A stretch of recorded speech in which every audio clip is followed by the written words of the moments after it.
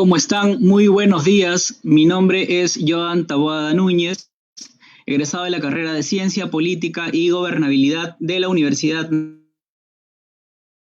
Nacional de Trujillo.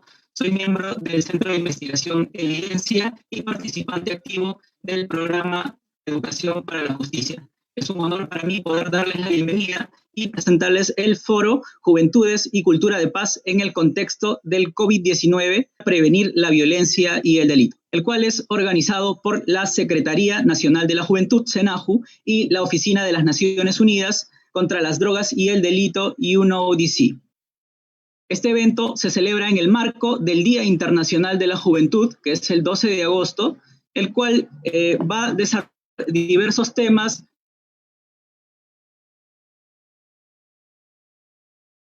Por ejemplo, el del COVID-19, la pandemia, cómo ha afectado, cómo se va a tratar de sensibilizar justamente los diversos problemas que reales, culturales, económicos, y también vamos a poder compartir experiencias innovadoras sobre cómo a través del arte, la cultura y el deporte han servido como herramientas de cambio social para poder ayudar a los y las jóvenes en situaciones vulnerables. Tenemos un vasto programa, diversos ponentes nos acompañan, como por ejemplo el sociólogo uruguayo Ernesto Rodríguez, quien es el director del Centro Latinoamericano de Juventudes. También tenemos a la señorita Vania Macías, quien es fundadora de la Asociación Cultural D1, a Alison Rodríguez, quien es miembro del Club de Gimnasia Rítmica de Trujillo, y a Víctor Candela, entrenador del programa Juega Vive. En esta ocasión les doy la más cordial bienvenida y espero sea grato para todos nosotros, y también poder invitarles a todos a participar en la Feria Virtual de Agentes de Cambio por la Educación, que lo pueden encontrar entrando a la página www.juventud.gov.p. Esta es una semana del 10 al 14 de agosto, el cual se van a desarrollar diversos ciclos de webinar, y pueden visitar también la página de las redes sociales de SENAJU. Julio. Buenos días, es para mí un gusto saludarlos. Los saludo en el marco de esta Semana de la Juventud, que junto a la Secretaría Nacional de la Juventud y la Oficina de las Naciones Unidas contra las Drogas y el Delito estamos impulsando y unas otras actividades. Como bien había comentado Joan, es un día bastante especial, importante, y nos acompañan colegas sumamente reconocidos por su trabajo en pro de los jóvenes, en el fortalecimiento de sus capacidades y en la construcción de la comunidad, y especialmente de los jóvenes como agentes de cambio. Yo quiero darle el pase a mi colega José Montalvo, quien es el secretario nacional de la Juventud. Él va a comentarnos sobre la política nacional de la juventud y los jóvenes como agente de cambio. Como bien Joan había comentado, nos encontramos también con Ernesto Rodríguez, que es, en mi opinión, el experto más connotado en temas de juventud de nuestra región, con Vania Macías, que es conocida para todos por el invaluable trabajo que hace por diferentes jóvenes en el país, así como Alison Rodríguez, que nos va a contar una experiencia sumamente interesante entre la gimnasia, el arte, la antropología y el trabajo con jóvenes. Víctor Candela está con nosotros también. Él ha hecho un maravilloso trabajo replicando una estrategia conocida con el nombre de Juega Vive. Sin más, yo dejo el uso de la palabra a José Montalvo para que nos comente la política nacional de la juventud y el rol de los jóvenes como agentes de cambio. Muy buenos días, Julio. Gracias por el pase, y quisiera saludar a todas, a todos, a todes los participantes de este evento. También a este excelente panel donde está Julio Corcuera, un colega y amigo de mucho tiempo, Víctor Candela, Joan Taboada, Vania Macías, Jocelyn Fernández, Alison Rodríguez y Ernesto, que coincido con Julio, es sin lugar a dudas la voz más experta en América Latina con respecto a políticas de juventud, y he tenido el gusto de escucharlo hace unos meses en un evento de la Municipalidad de Lima, conversándonos justamente sobre el impacto del COVID en la población joven, ¿no? Y eso para nosotros es sumamente importante porque lo decía ayer en la inauguración de esta semana, el 12 de agosto no necesariamente fue creado como una fecha de celebración, sino que la Asamblea General de Naciones Unidas hace casi 2 décadas lo que decidió es tener una fecha central para poder reflexionar sobre las oportunidades, pero también sobre los retos de las y los jóvenes. Y en ese sentido, este momento es un momento crucial para ver hacia qué mundo apostamos, hacia dónde va este proceso en el marco de la pandemia global que estamos viviendo. Y por ello, esta semana es atípica, no es una semana de celebración, sino es una semana de reflexión.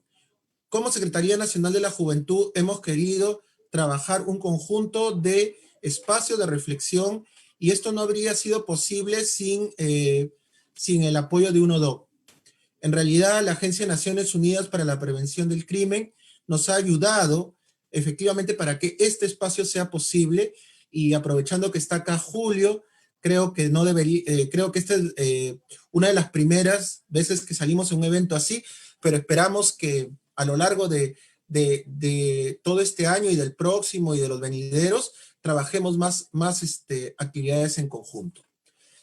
Dicho esto, que es más lo protocolar que me tocaba como encargado de la Secretaría, quisiera ir ya a mi presentación, la voy a compartir creo que la podemos ya visualizar. Estoy compartiendo la presentación sobre el tema que justamente nos está hoy día, digamos, convocando, Juventudes, Cultura de Paz en el contexto del COVID-19.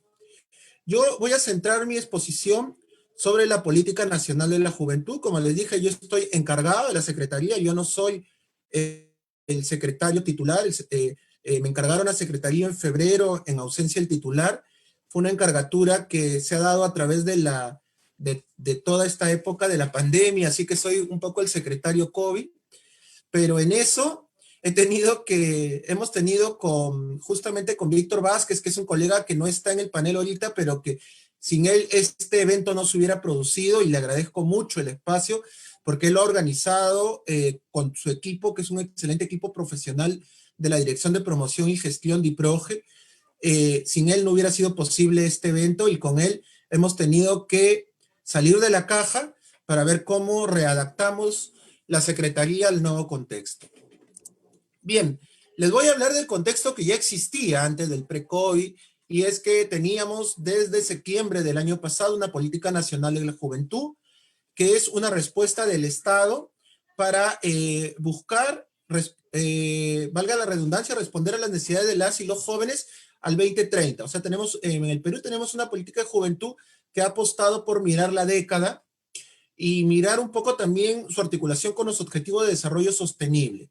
En ese sentido, el tema central con nuestra política es que efectivamente, como estamos en el mediano plazo, eventos como este van a influir mucho en la política y que creo que debería ser lo esencial en la exposición. Entonces, esta parte voy a ir un poquito más rápido. La política pública partió de una decisión del Estado, estableció objetivos y medios, y se articuló a la visión de país que lo estaba trabajando ese plan, pero también con las otras políticas de Estado. Tenemos como políticas hermanas. Nuestra política hermana mayor es la política de igualdad de género, que fue la que nos dio la posta para nosotros. Fue la primera política nacional que salió con este nuevo esquema que se planteó a partir del 2018 y con una nueva mirada del Estado. Y luego han surgido otras políticas. Por ejemplo, hace muy poco se ha aprobado la Política Nacional de Cultura, ¿no? Entonces, la idea es cómo esta visión al 2030 la vamos articulando a través de políticas de Estado que generen que el Estado en su conjunto intervenga desde los sectores y desde los 3 niveles de gobierno, pero que esa intervención sea articulada. Bien, para plantear eso debimos sacar nuestra política y plantear nuestra política desde un diagnóstico. Nosotros como Secretaría escogimos el árbol de problema y el problema que decidimos que nuestra política tenía que afrontar era la desigualdad en alcanzar el desarrollo integral de la población joven que afectaba su participación en la sociedad. Ahí teníamos dos palabras claves que era desarrollo integral y ahí nos alineábamos también con los ODS, con los Objetivos de Desarrollo Sostenible y el tema de participación, cómo visibilizábamos al joven no solamente como un consumidor, sino como sujeto de derechos y como agente de cambio con responsabilidades en nuestra sociedad. No voy a explicar mucho el árbol, ¿ya? Simplemente voy a decir de que por la metodología que se nos planteó en Perú, básicamente el árbol de problemas iba a tener en la política una mirada a partir del tema de la causalidad, más que del tema del efecto, porque se esperaba que a partir de abordar la causalidad, nosotros podíamos lograr cambios en los efectos. Y ahí las causalidades principales fueron la baja transitabilidad hacia el trabajo decente de las y los jóvenes, la persistencia de las limitaciones de la salud integral, y en la salud integral también incluimos el tema de la violencia y cultura de paz, la presencia de jóvenes en situación de vulnerabilidad, el bajo reconocimiento a la participación y representación juvenil, y finalmente la débil institucionalidad. Entonces, esos fueron como que los 5 puntos que nuestra política tenía que encarar y tenía que generar un mecanismo, una herramienta, que era este documento de política que le diera al Estado una hoja de ruta en los próximos 10 años que pudiera justamente lograr que al 2030, 8 de cada 10 jóvenes mejoren su desarrollo integral para su efectiva participación en la sociedad. Esto es una meta, es una visión de futuro, pero como es futurable, efectivamente estamos con los vaivenes de lo que puede pasar, estamos en medio de una pandemia global, pero no sabemos si es la única pandemia que vamos a tener o si va a haber algún otro evento, por ejemplo, que derive del cambio climático u otro factor externo, ¿no? Pero es, digamos, nuestra apuesta, porque el año 2016 se hizo un estudio de OCDE. En el estudio de bienestar se encontró que 6 de cada 8 jóvenes habían mejorado su desarrollo integral en Perú y había 4 que estaban en situación de exclusión. Entonces nosotros dijimos, en una década, esos 4 que están en situación de exclusión queremos reducirlo a la mitad, a 2. Vamos a ver si lo podemos, y justamente la reflexión de hoy día va por allí.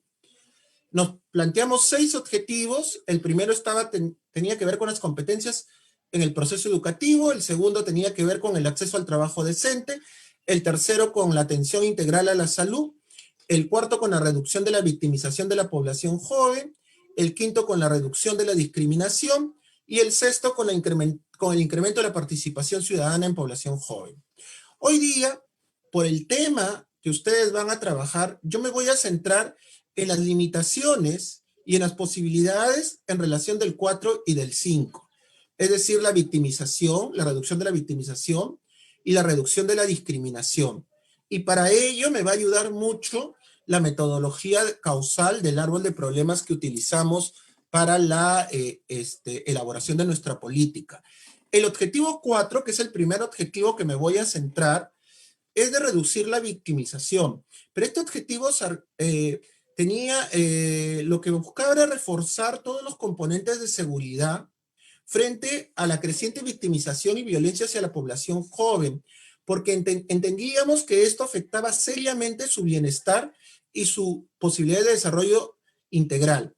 Y ahí es importante tener en cuenta algo, que veíamos que cuando veíamos porcentajes, a pesar de que había una visibilidad pública del joven como infractor, sin embargo, cuando veíamos las estadísticas nos encontrábamos que los jóvenes en proporción de los infractores eran altos, pero más altos eran en proporción de las víctimas.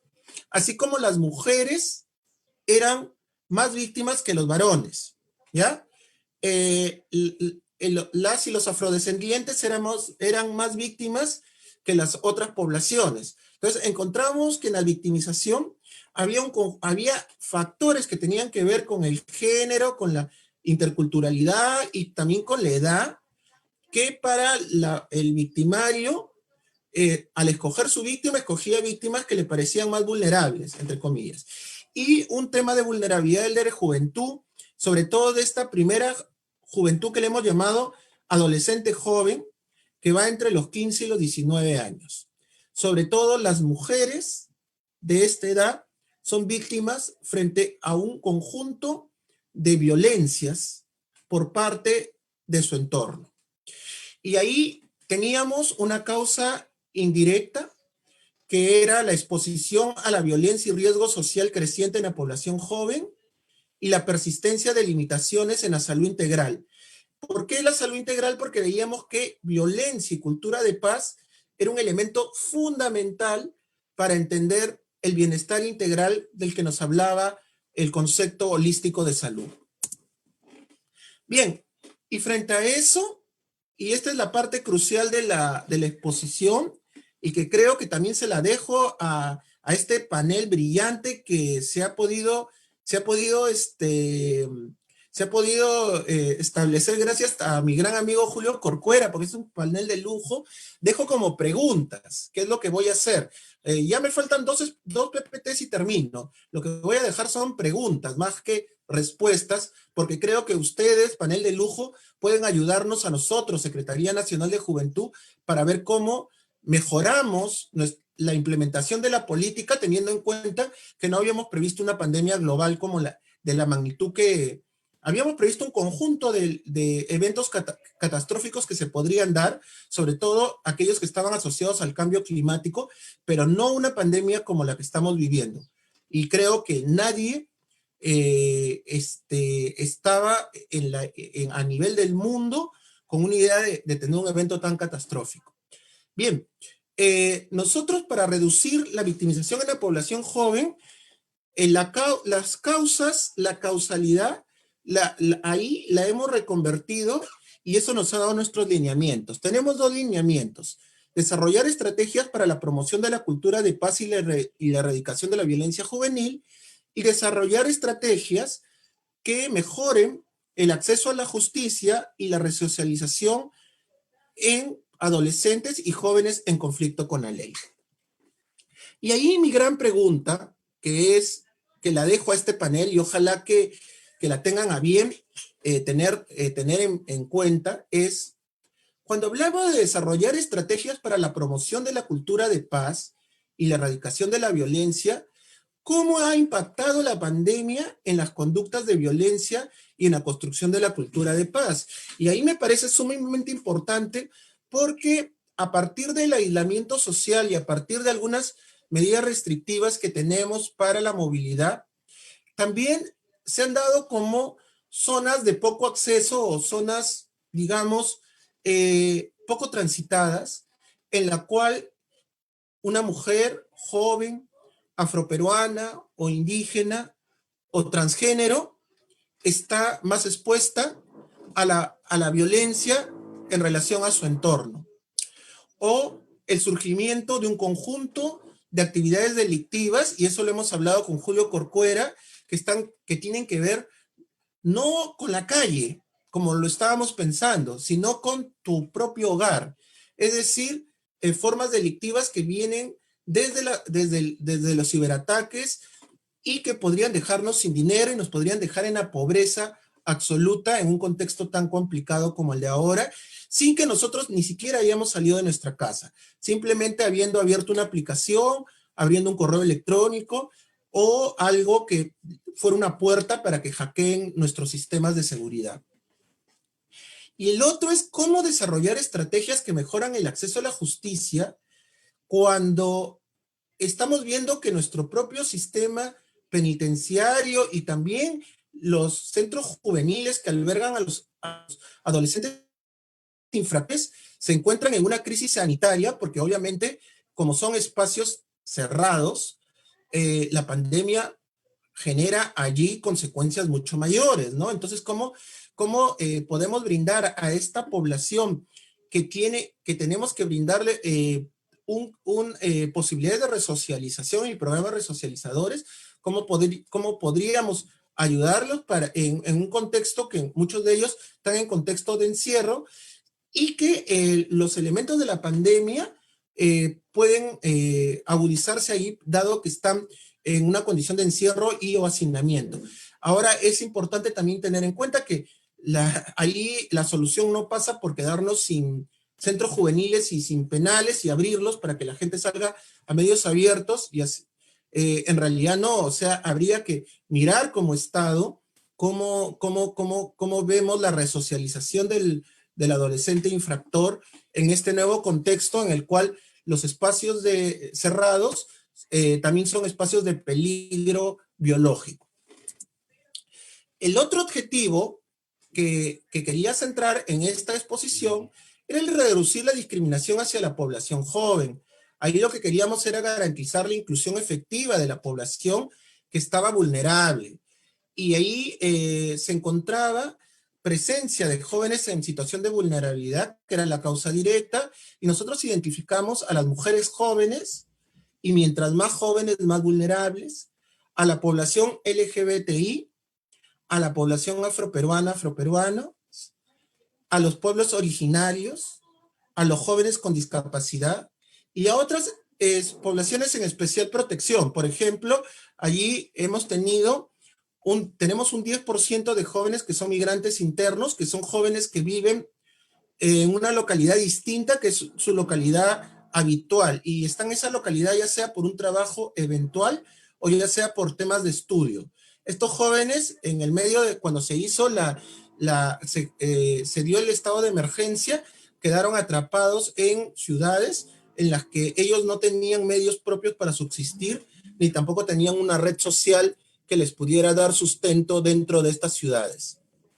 Y ahí, ya para terminar, nosotros nos hemos planteado reducir la discriminación hacia la población joven en situación de vulnerabilidad, implementando estrategias para la atención de la población joven afectada por la discriminación de género. ¿Cómo impacta la pandemia en la discriminación de género? Y ahí es complicadísimo porque el Ministerio de la Mujer y Poblaciones Vulnerables nos dice que se han incrementado los casos de violencia familiar y sexual al interior de los hogares de una manera bastante alarmante durante el tiempo de la emergencia. Se han incrementado también los ataques y el abuso sexual hacia adolescentes, y muchas veces desde su propio entorno familiar, desde sus tíos, padres, hermanos mayores, primos, ¿no? Entonces, todo este tema se ha incrementado porque efectivamente la atención y la restricción necesaria para cuidar nuestra salud genera mayor vulnerabilidad de los menores en estos espacios más íntimos. ¿Cómo cuidamos a nuestras adolescentes y adolescentes en el espacio íntimo donde deberían tener protección? ¿Cómo desde el Estado tenemos estrategias de atención que ahorita se ven desbordadas por la cantidad de denuncias que hay? Y pensemos en los casos no denunciados. Sobre el tema de implementar estrategias de orientación, información y prevención contra la discriminación es lo mismo. Cómo impacta en la vida de las mujeres, los LGTBI, las afrodescendientes, los pueblos originarios, las personas con discapacidad. Miren, en el caso de mujeres ya había hablado sobre el tema de la violencia familiar y sexual y también de los casos de agresión sexual dentro de las calles. En el caso de los LGBTI, vimos también todo el problema que tuvo la población transgénero durante esto que le denominaron pico y género, en el cual un día podían salir personas de género masculino y otro día personas de género femenino, y la población transgénero tuvo un conjunto de problemas en su seguridad. Y actualmente también tiene un conjunto de problemas porque con las restricciones que hay en el mercado laboral han sido una de las poblaciones que se ha visto más afectada por el desempleo. Igual con afrodescendientes que tienen toda una carga discriminatoria y cómo la situación de restricciones laborales también les ha venido afectando. Pueblos originarios es un tema también que ha saltado a la vista porque el COVID, cuando llega a una comunidad de un pueblo originario, se expande de manera bastante, bastante agresiva y en realidad tenemos un conjunto de comunidades, sobre todo en la Amazonía del Perú, que están devastadas por la epidemia. Y con las personas con discapacidad, que justamente a veces las condiciones especiales lo pueden poner en mayor riesgo.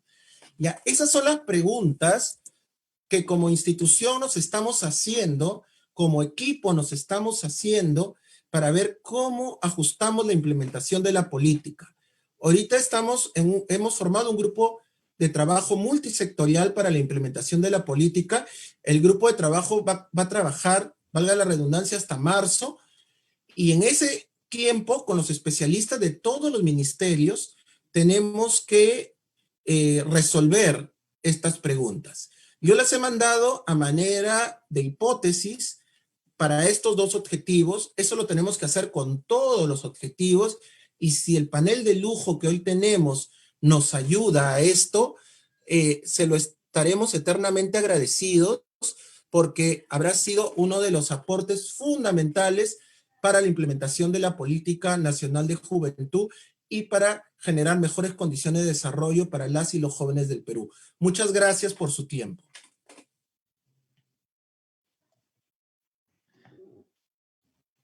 Sí, mil gracias, José. Efectivamente es un tema importante. De alguna manera el contexto ha cambiado, el desarrollo y la implementación de una serie de políticas, iniciativas y estrategias que se desarrollan para atender los problemas de la juventud.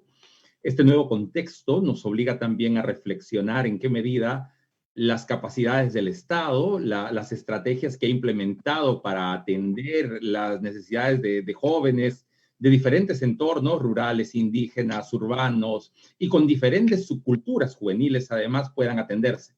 En ese contexto, y para poder aproximarnos a la comprensión de las juventudes de América Latina, en el contexto del COVID-19, contamos con la participación de nuestro colega Ernesto Rodríguez, que es una voz autorizada en temas de juventud en toda América Latina. De mi lado, yo puedo decir que mi aproximación al tema de jóvenes se ha visto tremendamente nutrida por sus textos, por su perspectiva y por el trabajo académico que él ha desarrollado, y que pues yo dejo en el uso de la palabra a Ernesto para que él pueda abordar el tema y compartir su conocimiento con nosotros. Ernesto, bienvenido.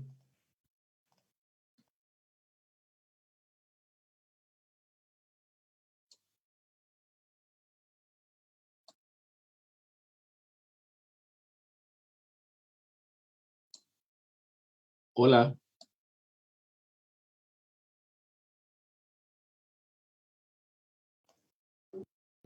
Tu micrófono está apagado, Ernesto.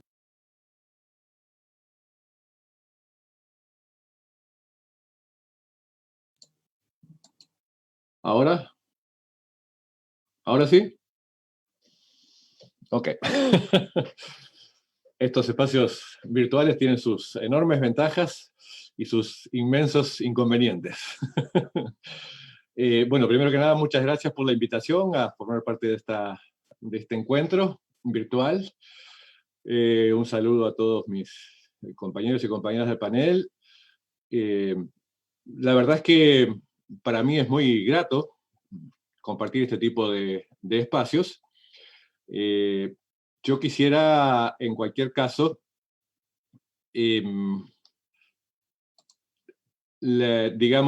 poder compartir algunas ideas más generales a propósito de cómo está esta situación en el conjunto de América Latina. Hay cosas muy parecidas, sin duda alguna, al contexto peruano en particular. Y trataría de responder las preguntas que formulaba José, porque creo que son centrales desde todo punto de vista. Para eso hay que distinguir, creo que, tres planos muy concretos: el corto, el mediano y el largo plazo.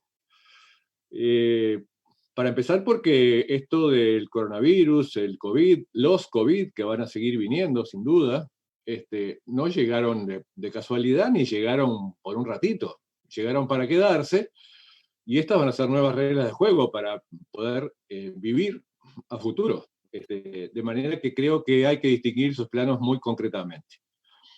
En el corto plazo, sin duda, hay que atender la emergencia, ¿sí?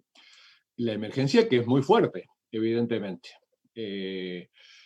Yo diría que estamos ante una pandemia diferente, pero que para nada es desconocida, que mezcla crisis sanitarias, económicas, sociales, políticas, ecológicas, etc., que afecta muy diversamente a las distintas generaciones, ¿sí?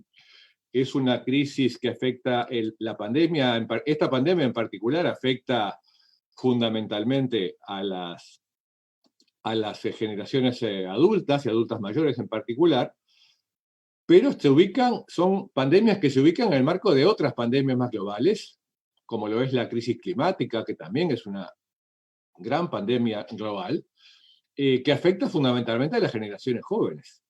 Es muy importante tener en cuenta esto porque en el fondo, digamos, la crisis sanitaria que afecta más a los viejos, pero la crisis climática afecta mucho más a los jóvenes, y esta vinculación entre esta pandemia y el desarrollo sostenible son muy importantes, sobre todo si queremos tener en cuenta lo que puede ocurrir en esta década rumbo al 2030 con la Agenda de Naciones Unidas de por medio, etcétera, etcétera, de desarrollo sostenible. Hay muy diversas respuestas, hay muy diversas miradas sobre este tipo de cosas, pero yo creo que hay algunas cosas que son más o menos comunes. A diferencia de las grandes hambrunas, por ejemplo, que pegaron primero en las clases, que devastaron a sociedades enteras en el pasado, esta crisis pega primero en clases medias y altas. Son las que más viajan, son las que más contacto tienen en términos de interacciones en distintos escenarios, etcétera, etcétera. Y no por casualidad, la vía de contagio fundamental ha sido justamente la de los viajes, evidentemente. En el caso nuestro fue muy claro, en Uruguay, por ejemplo. Se expande sobre todo en grandes conglomerados urbanos. Y como contagio, el contagio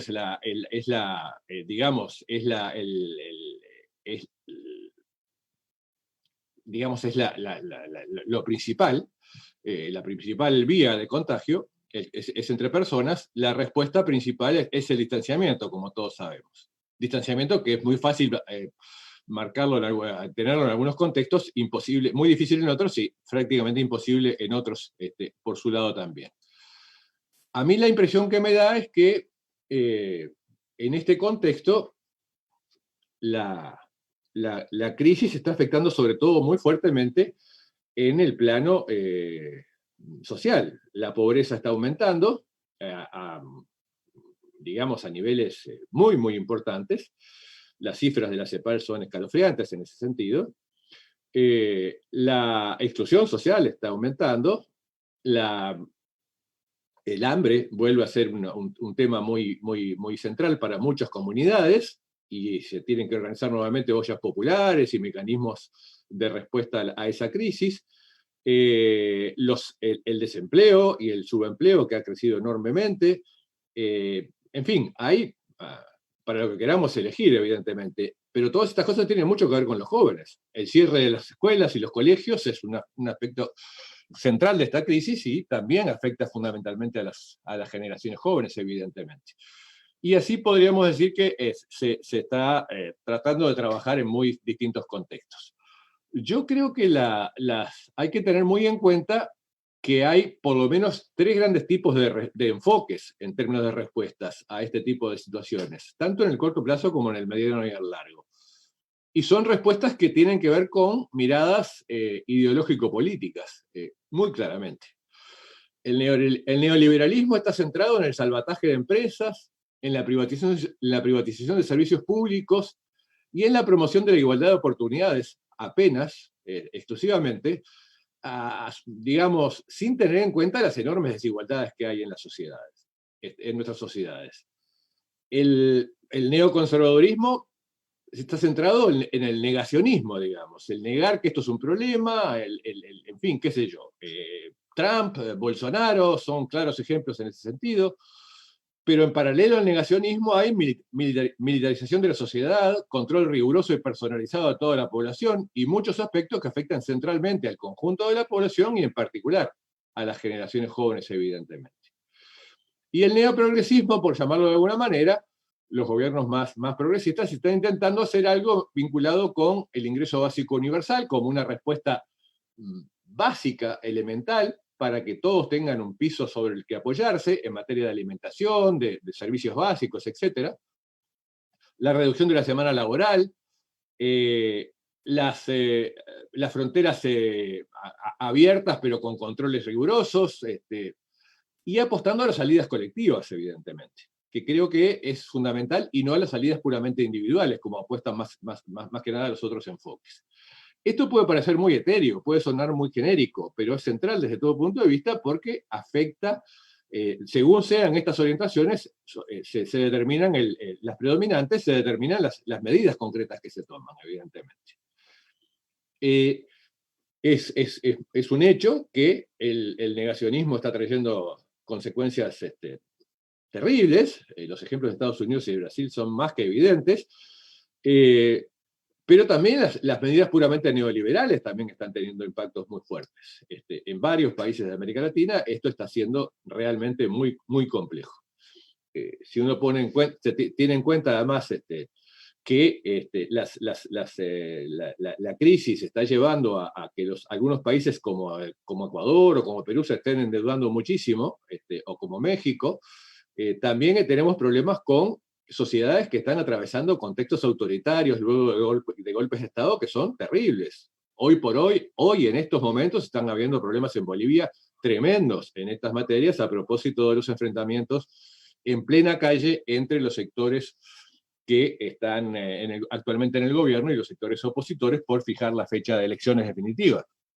Y esto está teniendo protagonismo juvenil muy marcado en muchos aspectos. De manera que esto del control militarizado, autoritario de las sociedades no es una entelequia, no es una cuestión general, es algo que se está dando en muchos contextos, en Brasil, por cierto, en México, en varios otros contextos, en Centroamérica, ni que hablar, en Colombia. Entonces, tenemos ese tipo de situaciones muy, muy claramente.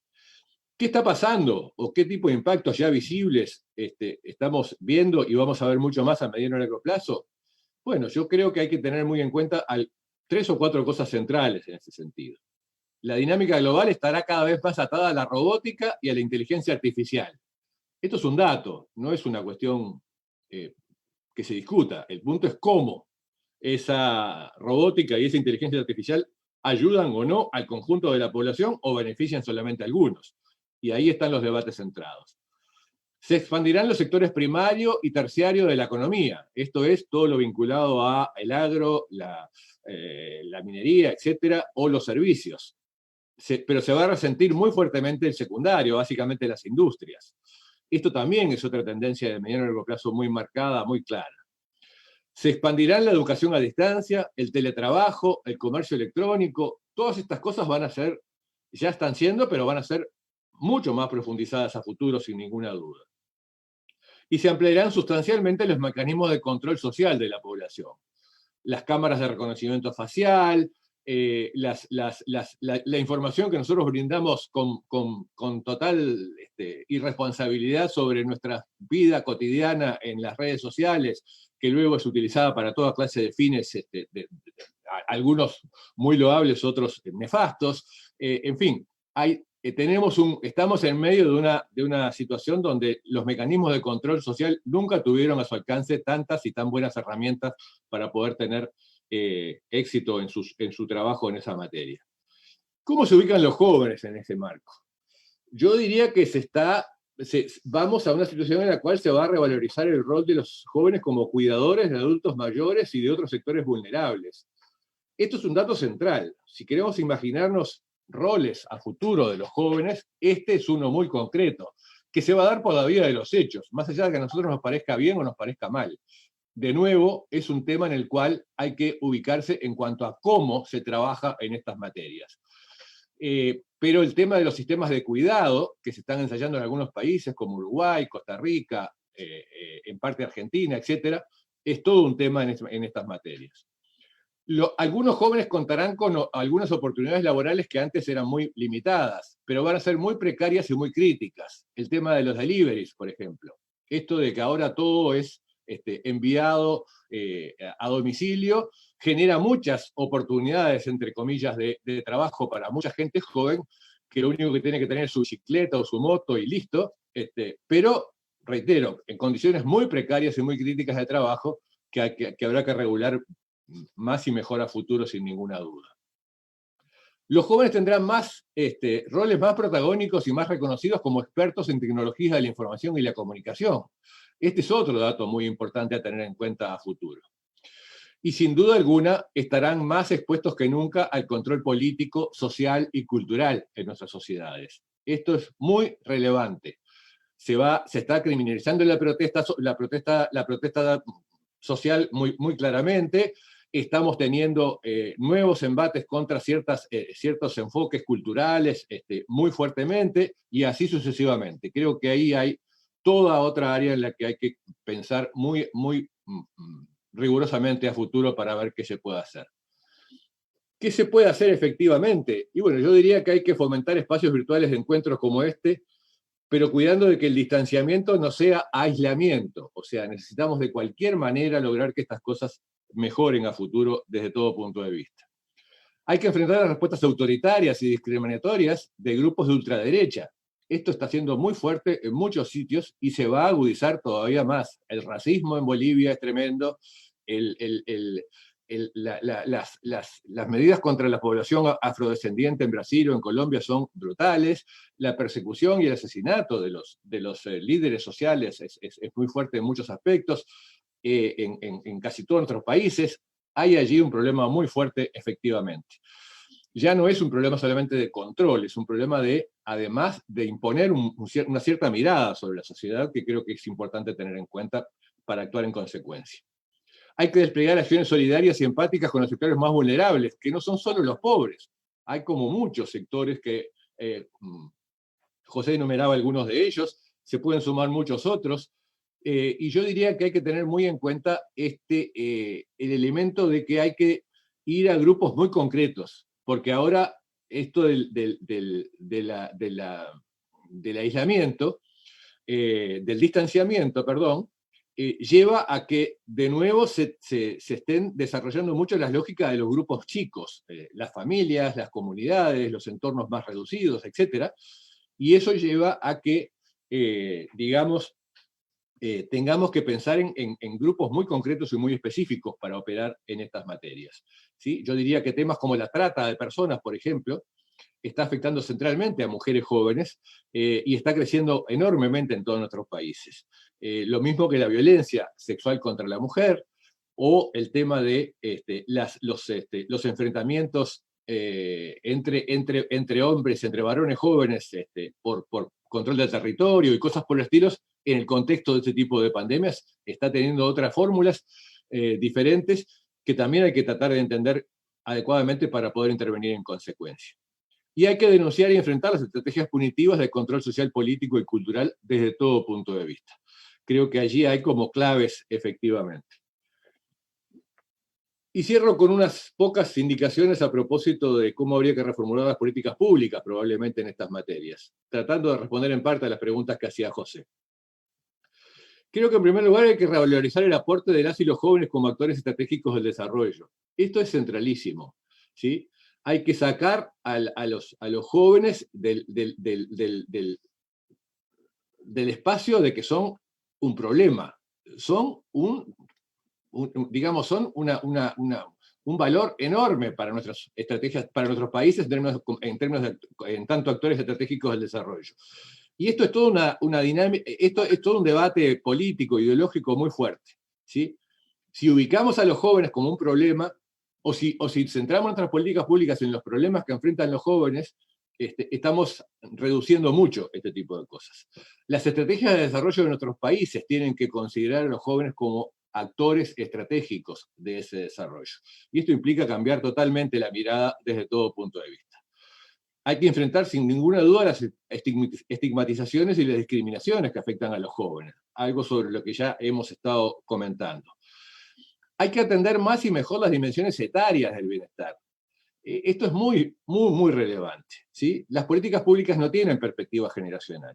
Durante mucho tiempo no tuvieron perspectiva de género y gracias al trabajo de las mujeres en las últimas décadas se ha logrado que hoy en día buena parte de las políticas públicas tengan perspectiva de género. Sin embargo, no tienen perspectiva generacional. Y los pactos que hay entre generaciones son más implícitos que explícitos y son impuestos más que acordados efectivamente por unos sectores etario sobre otros. Yo diría que allí el mundo adulto sigue teniendo una predominancia muy fuerte sobre las nuevas generaciones y sobre los adultos mayores, incluso en muchos sentidos. Por tanto, hay que seguir mucho el curso de vida, no solamente el ciclo de vida. Hay que tener atención personalizada de lo que es digamos, el ciclo de vida, por tanto, empezar en cursos, en trayectorias específicas, personalizadas para poder actuar en este tipo de contextos. Y me parece que es vital pasar de lo que significa la construcción de espacios específicos para la juventud, casas de la juventud, clubes juveniles, institutos de juventud, tarjeta joven, parlamentos jóvenes, etcétera, a la inclusión de una perspectiva generacional en el conjunto de las políticas públicas. Encarar esto de que las políticas públicas no tienen perspectiva generacional. Y me parece que eso es vital desde todo punto de vista. Esto creo que obliga a repensar el conjunto de las políticas públicas y en ese contexto las específicamente vinculadas con juventud. Me parece que es vital asumir que esta emergencia en la que estamos hoy en día, digamos, no va a durar unas pocas semanas, unos pocos meses. Esto llegó para quedarse y por tanto implica esto repensar todo, absolutamente todo, ¿sí? ¿Cómo asignamos los recursos públicos? ¿A dónde van los recursos públicos? ¿Cómo administramos las respuestas a la crisis? ¿Privatizamos servicios de salud? Digamos, ¿fortalecemos la salud pública o privatizamos servicios de salud? La educación a distancia, ¿va a ser una cuestión de empresas privadas o va a ser una tarea del Estado fundamentalmente? Y así sucesivamente, ¿sí? Me parece que en esto, más que nunca, las políticas públicas tienen que responder muy rigurosamente, muy claramente, si van a ser implementadas con más Estado o con menos Estado, con más mercado o con menos mercado. Esta combinación que siempre hay que lograr que sea la mejor posible, dadas las circunstancias particulares en cada contexto específico, creo que hay que tenerla muy presente hoy en día.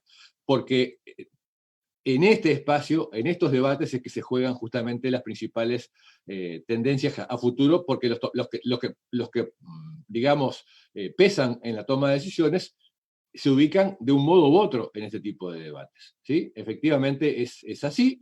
Los sectores empresariales van a querer seguir ganando espacios, hacer recaer el peso de la crisis en los sectores populares. El sector financiero va a pedir salvatajes como siempre y que después terminamos pagando todos, porque en el fondo, digamos, el creciente endeudamiento externo del país lo pagan las futuras generaciones desde todo punto de vista. Y yo diría que entonces estamos en una situación realmente muy compleja, muy delicada, muy preocupante desde todo punto de vista. Yo quiero terminar con una frase que puede sonar a mucho pesimismo, pero creo que es realismo puro, y es que yo creo que estamos yendo en esta década del 2020 al 2030 a una nueva década perdida como la de los 80. ¿Sí? No veo posibilidades de que, dadas las circunstancias y dadas las estructuras de poder y quienes toman decisiones y de qué modo lo hacen, tengamos la posibilidad de llegar, siquiera mínimamente, a las metas establecidas en la Agenda 2030 de Naciones Unidas.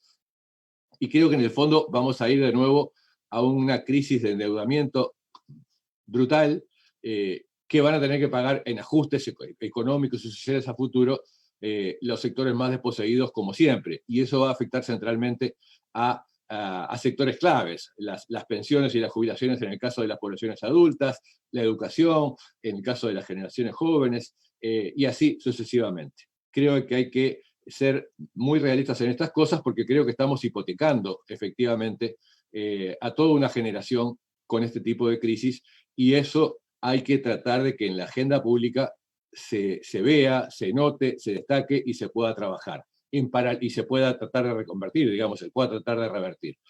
Eso en paralelo de atender las circunstancias de la emergencia, evidentemente. Pero no podemos quedarnos solo en la emergencia, ni podemos quedarnos solo en suponer que esto es pasajero y entonces en algún momento vamos a poder volver a la normalidad. Ni la normalidad anterior va a volver, ni la nueva normalidad de la que hablan muchos tampoco existe.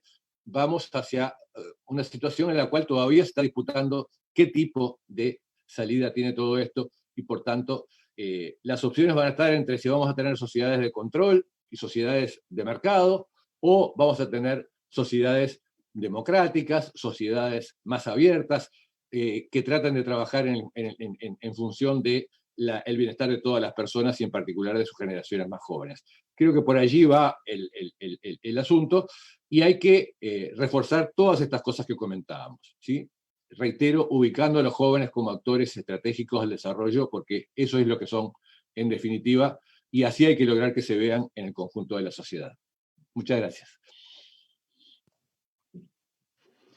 Muchísimas gracias, Ernesto, por tu participación. Yo quiero destacar de modo importante lo que bien decías, que este distanciamiento social no se vuelva un aislamiento de las personas y esencialmente de los jóvenes, que son tiempos para muchos difíciles. Yo creo que muchas de las personas que nos ven y escuchan pueden dar fe de las circunstancias económicas, laborales que han afectado a diversas personas.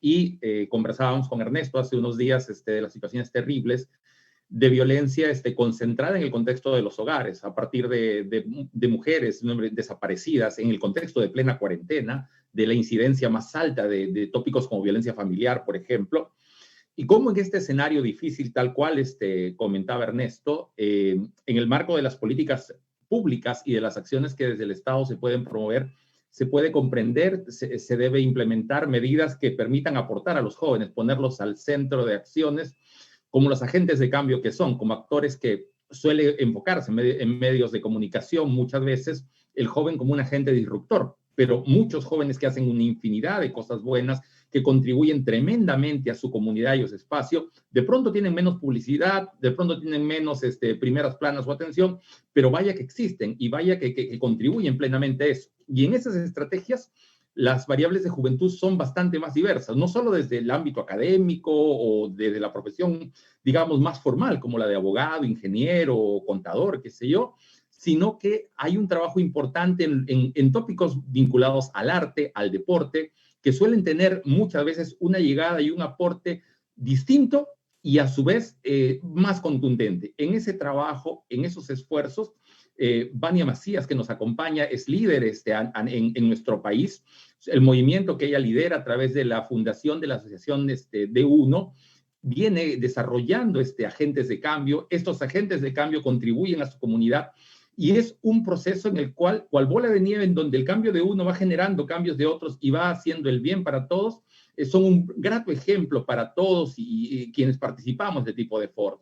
Para dar detalles de este espacio, yo voy a dar el pase a Vania, que va a comentar esta experiencia de la experiencia que ella viene implementando en este contexto tan sui generis que nos ha tocado compartir a todos. Yo, sin más, los dejo con Vania Macías. Bienvenida, Vania. Gracias, Julio. En realidad, súper agradecida de estar en este panel. Un honor, además no sé qué tan fácil va a estar después de José y de Ernesto. Realmente muy interesante todo lo que dicen. Quería hacer unas apreciaciones antes de empezar con respecto al tema de conductas de violencia y cómo están cambiando. Realmente para mí el enfoque se ha trasladado así al barrio, a la comunidad otra vez más cercana, pero también a la familia, ¿no? Entonces creo que es algo que debemos observar. Pero sí Ernesto me ha movilizado muchísimo a nivel de la perspectiva. En realidad yo tenía una perspectiva mucho más optimista, pero bueno, cada uno con sus cosas. O sea, cada quien con su perspectiva, pero realmente me ha hecho ver otro lugar, ¿no? Yo voy a compartir mi pantalla, tengo una presentación para ustedes. Entonces, ahí estamos. Ok.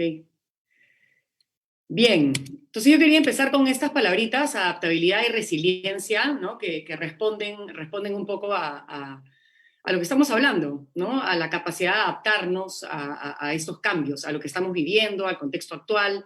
Entonces, algunas preguntas que me hice, ¿no? ¿Qué entendemos por adaptabilidad? ¿Cuán flexibles somos a esos cambios? ¿Y por qué me generan tanto estrés, ¿no? Entonces, para mí todas las respuestas siempre a eso están enfocadas a un tema más de neurociencia. Y bueno, en realidad nosotros estamos acostumbrados a los cambios, ¿no? A mí me encanta siempre lo estoy mencionando últimamente a Rifkin con la tercera revolución industrial, ¿no? Que la verdad es que me encanta la perspectiva que le da, pero estamos acostumbrados a los cambios desde el momento en el que empezamos a funcionar a otro nivel, desde el momento en el que empezamos a desarrollar, digamos, todo lo que es el lóbulo, el frontal córtex, ¿no? El lóbulo frontal que nos desarrolla todo el tema de la inhibición y tal.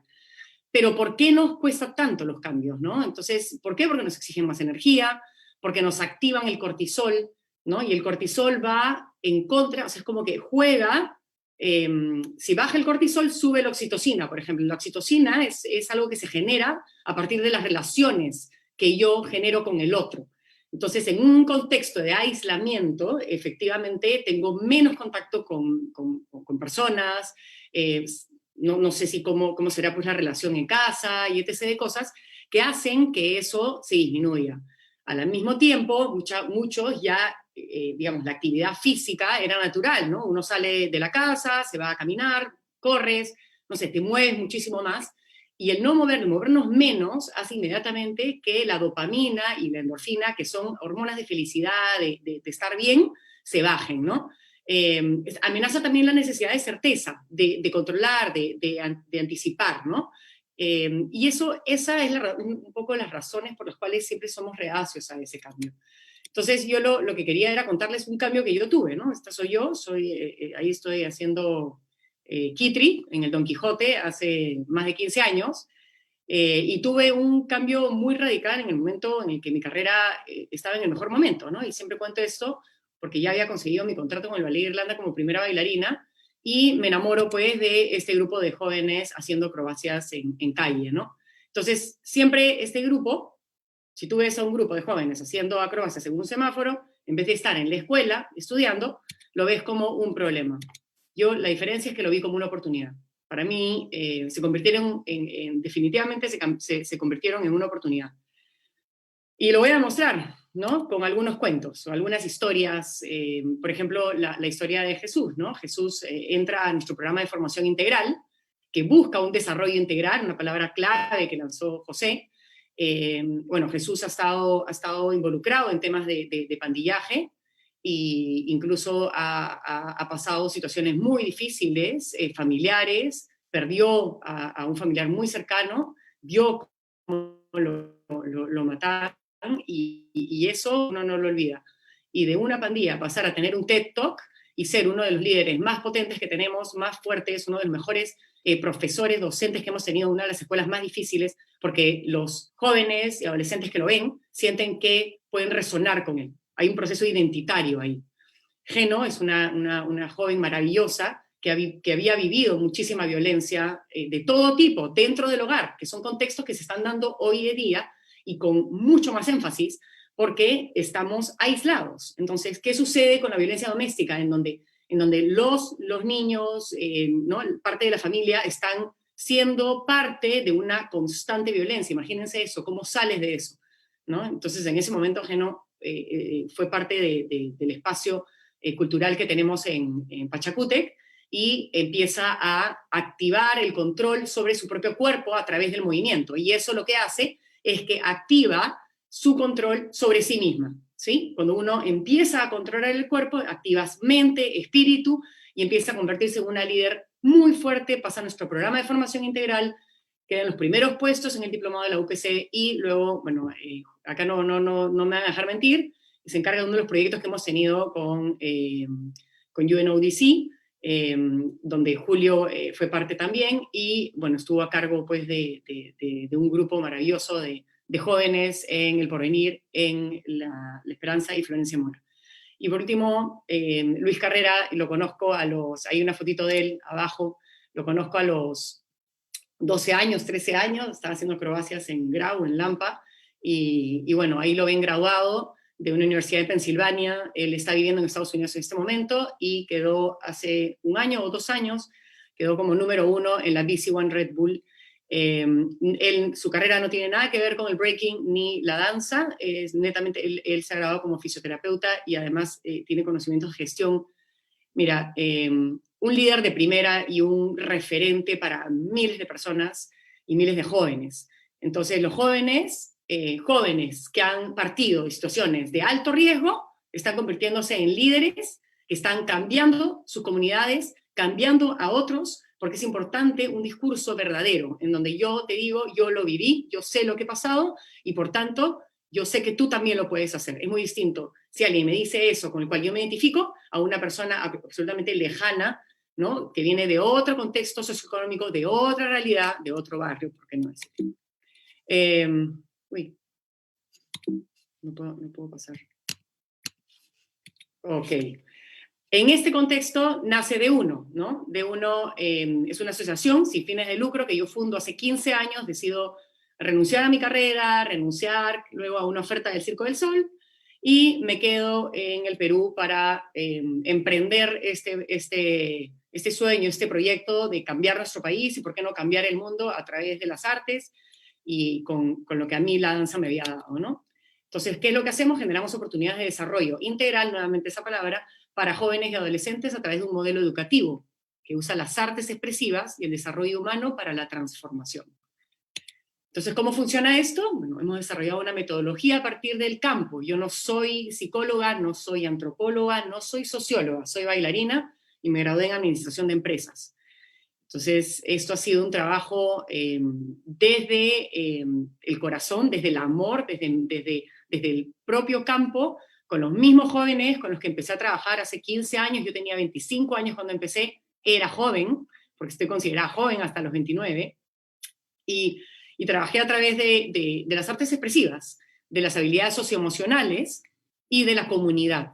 Con esas 3 recetas empecé a ver una transformación inexplicable, en donde jóvenes que ni siquiera se atrevían a mirarme a los ojos, de pronto me miraban a los ojos y hablaban con personalidad, de pronto hablaban con seguridad, porque de pronto habían dejado de ser invisibles para volverse visibles. Y eso fue algo que me impactó tanto que decidí renunciar a todo lo que antes había pensado era mi propósito, por cambiar mi propósito a esto, a realmente a una transformación, y ya no solo de los 20 primeros jóvenes con los que trabajé y adolescentes, sino, ¿por qué no?, del mundo, ¿no? Y poder, a través de un efecto dominó, propagar mucho más esto. Entonces, es así que empiezo con este periodo digamos, decido trabajar con adolescentes. ¿Por qué? Y acá hay un cuadro que a mí me encanta abordar, ¿no? No sé si pueden ver acá el desarrollo y las líneas de riesgo que se da entre los 10 y los 25 años. Lo que dice la neurociencia es que la adolescencia va hasta los 25 años. Es algo que me sorprendió muchísimo. Yo a los 25, imagínate, empiezo este emprendimiento y me sentía pues ya una adulta, ¿no? Y no solo era joven, sino también era adolescente, ¿no? Pero acá es muy interesante, no sé si están observando más o menos a los 15 años, los niveles tan altos de self-harm, quiere decir, me daño a mí mismo, ¿no?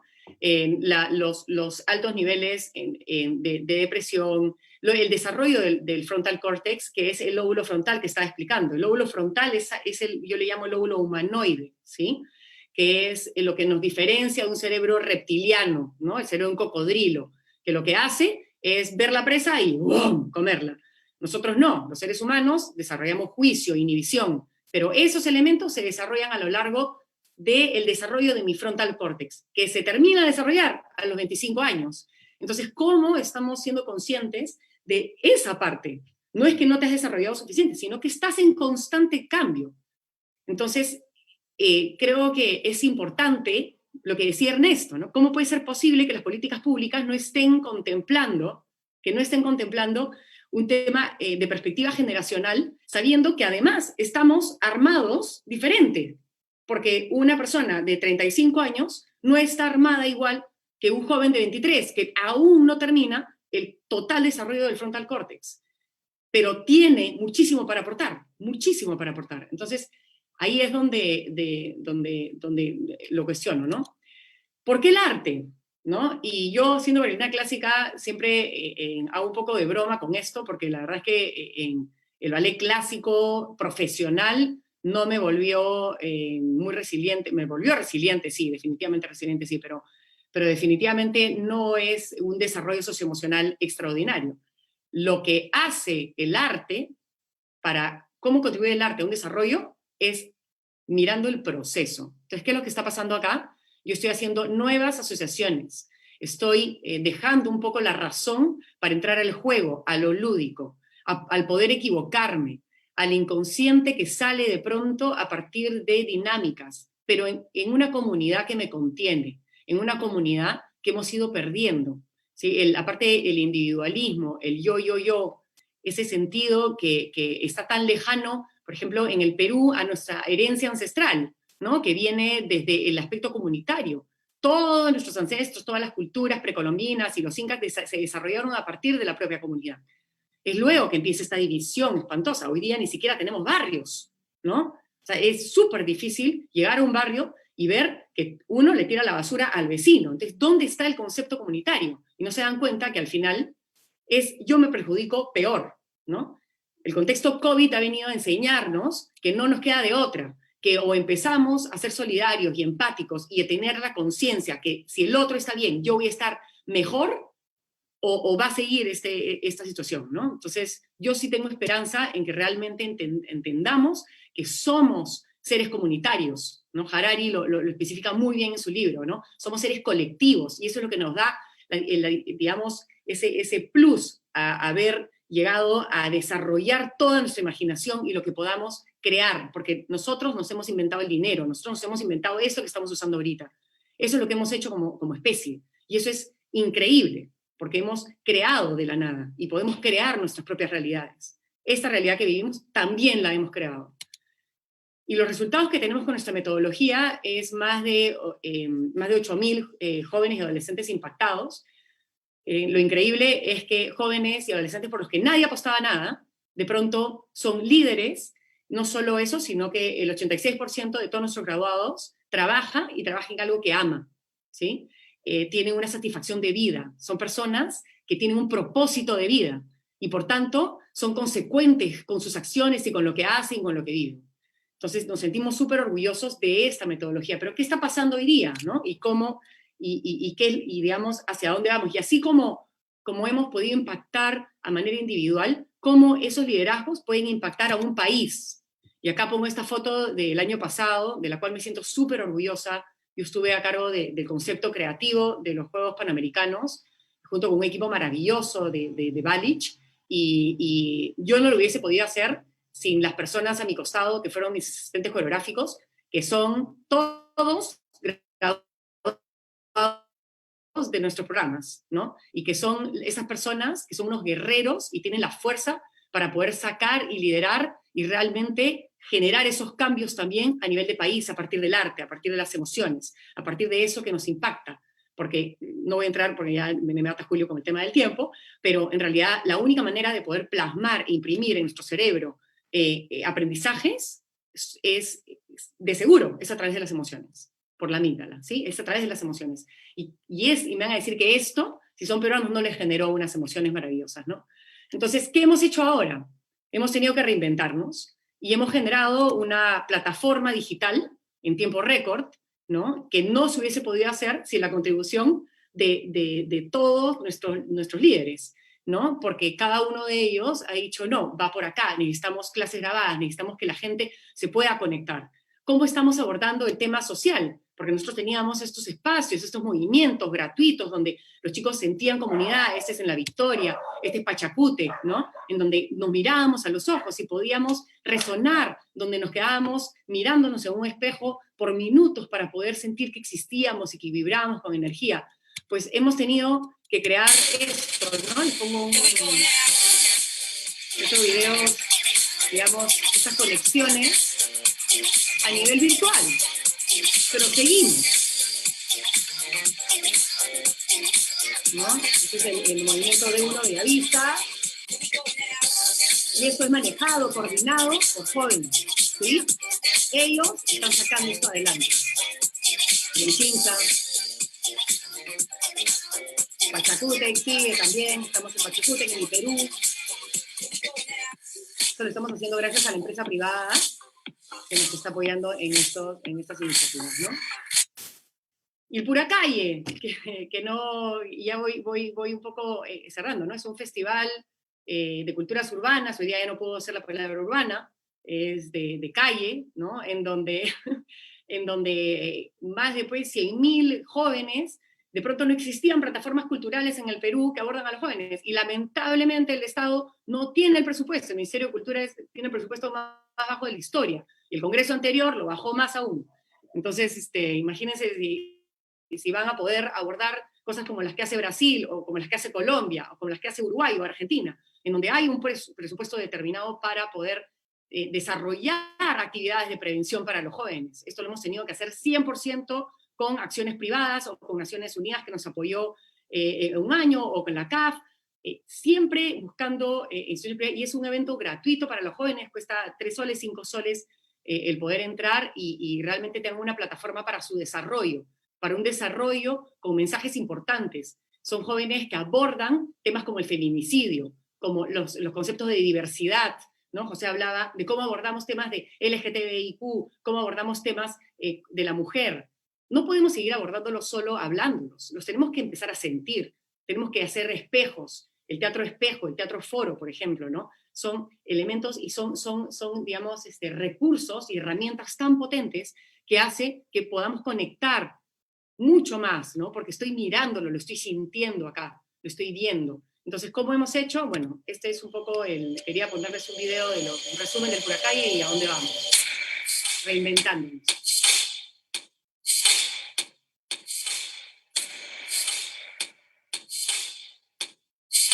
Esto es lo que hacíamos.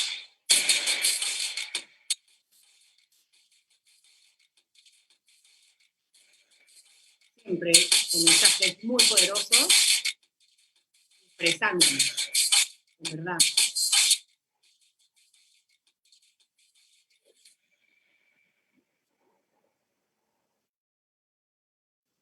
Y este año nos renovamos online y lo estamos haciendo a través de este tipo de cosas, digamos, que nos estamos inventando ahora, ¿no? Este es un demo en donde vamos a tener estas interacciones. Un poco lo voy a parar para contarles qué es lo que vamos a hacer, porque este año la temática del Puracalle va a ser la empatía, pero los jóvenes y todos los adolescentes que quieran participar no van a batallar por simplemente demostrar que yo soy un capo en breaking, o un capo haciendo hip hop, o house, o walking, o lo que tú quieras. Vas a batallar por algo. Y nos hemos, digamos, hemos decidido empatía porque, bueno, estamos moviendo muchísimo junto con un grupo de otros emprendedores sociales, liderados por Joaquín Leguía, el tema de la ODS 18, ¿no? Que es empatía activa por la vida, que es como esta propuesta que se le ha hecho a Naciones Unidas desde este grupo al cual pertenezco, pero en realidad lo que queremos decir es: yo batallo por un avatar, yo batallo por que no hayan más mujeres víctimas de violencia, yo batallo por mayores oportunidades, yo batallo por tener la conciencia que somos parte de un todo con el planeta, batallo por eso, y los chicos van a tener que realmente entender por qué están batallando, no simplemente me muevo y te batallo, no. Nosotros batallamos para cambiar el mundo. Entonces, este tipo de cosas son tan potentes que hemos logrado que esto se convierta poco a poco en una política pública. Aún no es política pública, y con esto ya estoy cerrando, sino es un piloto que hemos hecho, empezamos en el 2019, y era un piloto que iba a abordar hasta el 2020, en donde esta metodología la hemos trasladado a las clases de arte y cultura, pero la hemos trasladado con un trabajo de coenseñanza entre docentes y líderes juveniles que están trabajando de la mano con docentes para llevar una metodología transformadora que genere confianza, que realmente genere esa visibilidad. Y lo hemos hecho en las 30 escuelas de mayor delincuencia de Lima. Empezamos ahí, en las primeras capacitaciones teníamos 10, 12 docentes. Realmente es arte para liberar tu potencial, y es cambiar por fin la idea que el arte, las clases de arte y cultura en las escuelas, está destinado al mural y a la presentación de fin de año. No, señores, eso se acabó. El arte y la cultura es una herramienta que aborda habilidades socioemocionales y que va a darte la capacidad de poder tener mayores aprendizajes. Y eso ha salido en las últimas pruebas PISA, en donde ya no es tan importante, son importantes los niveles socioeconómicos, pero lo determinante son los niveles de autoestima, de empatía, de liderazgo, de resolución de problemas, de velocidad de pensamiento. Eso es lo que necesitamos hoy día en estos contextos de incertidumbre más aún. Entonces, este tipo de habilidades, de abordaje, imagínense, tuvimos pocos docentes, hemos tenido más de 300 docentes de escuelas públicas conectados en el último webinar que tuvimos. No podíamos creerlo. Entonces, realmente, a veces, los problemas pueden convertirse en oportunidades. Y con esto quería terminar. Esta frase de Darwin: no es la especie más fuerte la que sobrevive, ni la más inteligente. Es aquella que es más adaptable al cambio. Más arte, más danza para transformar nuestro país. Gracias.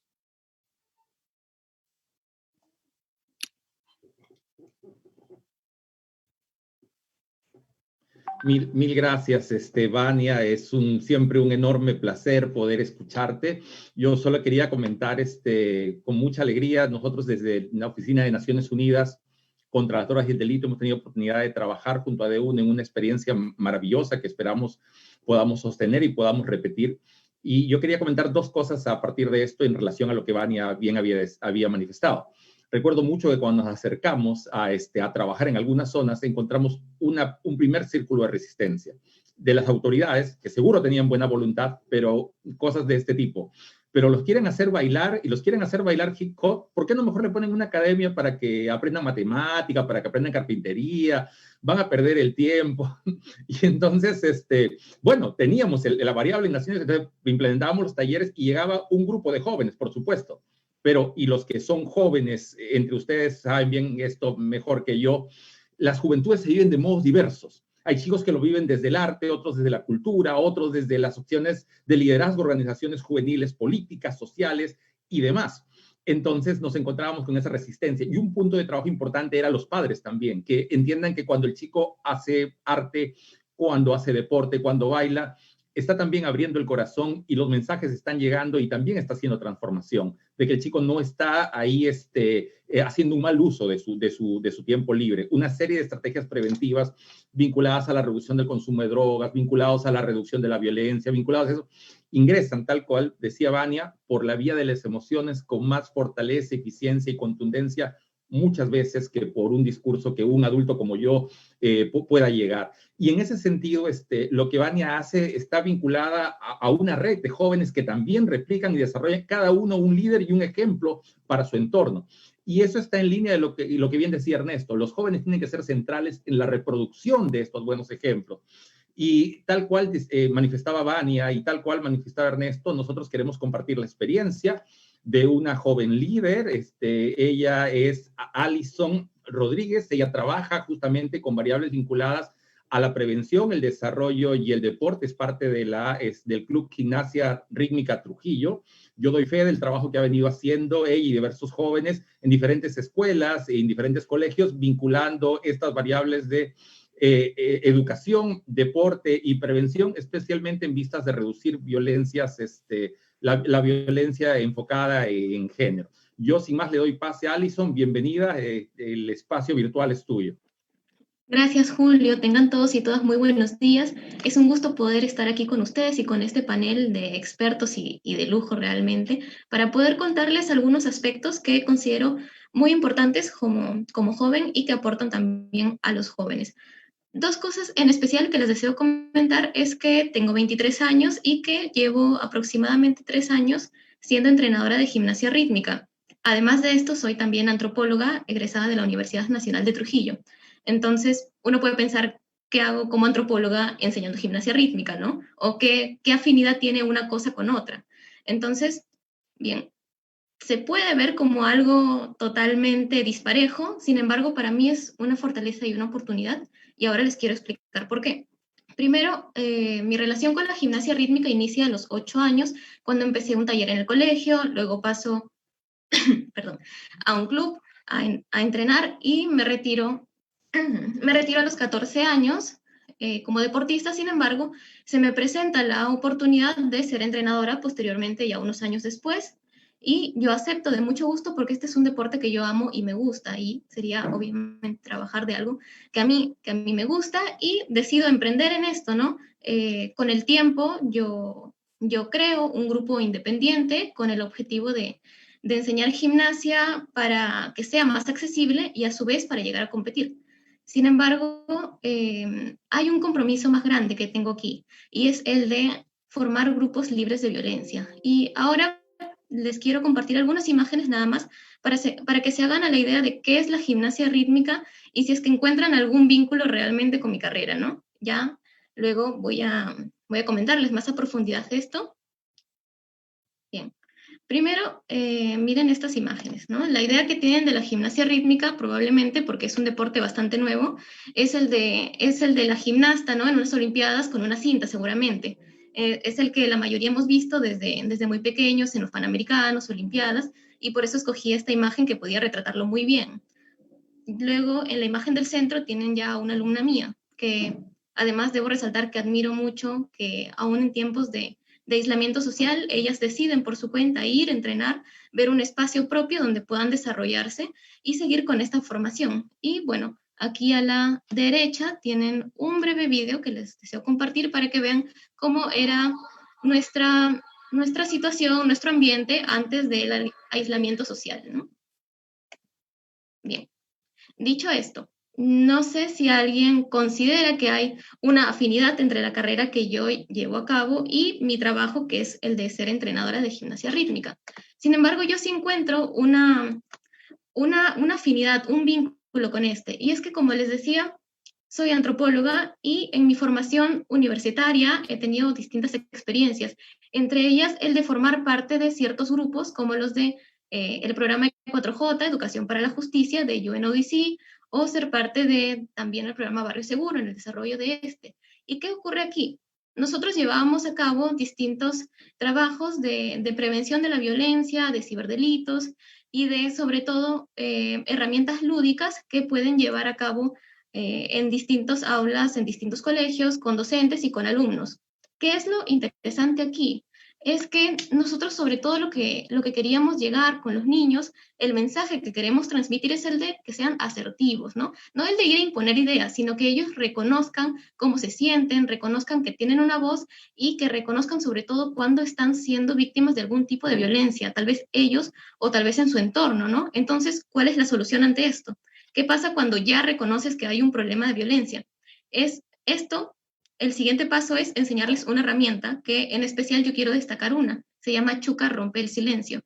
¿Qué ocurre en esta herramienta, ¿no? Como dice ya en la parte final, rompe el silencio, implica que no puedes quedarte callado, tienes que comunicar. Si algo te pasa, si algo ocurre, si ves algún peligro, tú tienes que ir ante algún adulto responsable, ante alguna autoridad, sea la policía, profesores, sea la familia misma, para poder denunciar esto. Entonces, volviendo a la idea del deporte, ¿no? ¿Cómo vinculamos el hecho de que trabajemos herramientas en un salón de clase con el área deportiva? Bueno, yo les quiero decir que como entrenadora y ex gimnasta, ¿no? Que he pasado muchas horas en un gimnasio, que el área de entrenamiento también es un lugar de aprendizaje, así como lo es el colegio. Entonces, nosotros podemos llegar con el mismo mensaje a través de otros canales. Y estos otros canales se presentan en nuestra área de entrenamiento, donde tenemos un vínculo muy cercano. No solo hay un vínculo cercano entre las mismas compañeras, sino que también hay un vínculo cercano con la entrenadora, que en este caso soy yo, ¿no? Pero que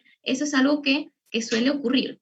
Ahora bien, trabajando de ambas partes, aprendo no solo a llevar a cabo en un salón de clase estas herramientas que les comento, sino cómo implementarlo también en mi deporte, ¿no? En mi ámbito habitual, en mi trabajo. Y esto se puede llevar a cabo efectivamente en algún espacio que tenga en común con las niñas, ¿no? Siempre hay momentos donde conversas, donde les explicas, siempre habrá algún intercambio de palabras. Y aquí es donde quiero llegar, sobre todo con el hecho de que soy joven. No siempre es fácil, digamos, tomar un trabajo que habitualmente se le asigna a un adulto, ¿no? Como el hecho de ser docente o como ser entrenador, porque normalmente ves a una persona bastante adulta enseñando, no a un joven enseñando a otros jóvenes. Sin embargo, hay que quitarnos esa idea de la cabeza, ¿no? Como les decía, se trabaja el tema de la asertividad y la forma de llegar a estos jóvenes, a estos niños, niñas, así como a los alumnos de mis entrenamientos, es con esa cercanía que tenemos los jóvenes a ellos, por un lado, por la edad, porque como bien reconocerán, y ya se ha comentado, tenemos vínculos más cercanos porque somos más cercanos en la edad y en la comunicación. La comunicación entre mis alumnas y yo, por ejemplo, ¿no? Por tener una edad mucho más cercana a la de ellas, puede ser más horizontal, puede ser más directa, no, digamos, no se ve de una manera tan de relación de poder, tan vertical como normalmente verías tú a tu profesor, ¿no? O a un adulto en general que te lleva muchos años. Entonces, resulta ser muy apropiado y una ventaja el hecho de ser joven, por un lado, y el hecho de haber trabajado una carrera que, si bien no es la de la docencia, que se tendría que enfocar tal vez en mi deporte, sí es una carrera que me ha permitido implementar este tipo de buenas prácticas y de buenos mensajes a través del área deportiva que he venido trabajando. Ahora bien, ¿cómo llevamos a cabo esto? ¿Cómo quitamos esos estereotipos de jóvenes de la cabeza, ¿no? Porque por un lado, ya les decía, hay muchos estigmas sobre que no se le da la misma confianza al joven que a un adulto.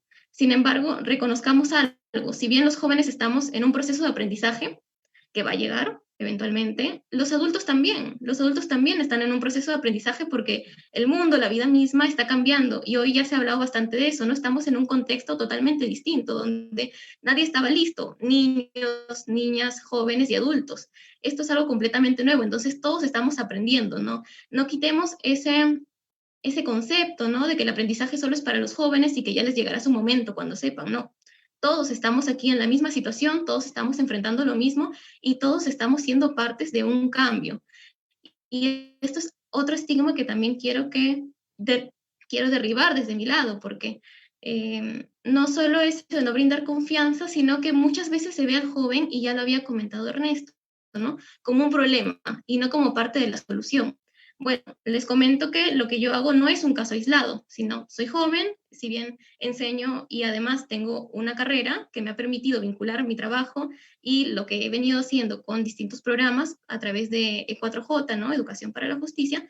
También hay otros jóvenes que se dedican a hacer esto, tal vez no siempre desde el mismo campo que yo, pero hay muchos más y no son visibilizados. Y yo quiero comentar acerca de ellos también.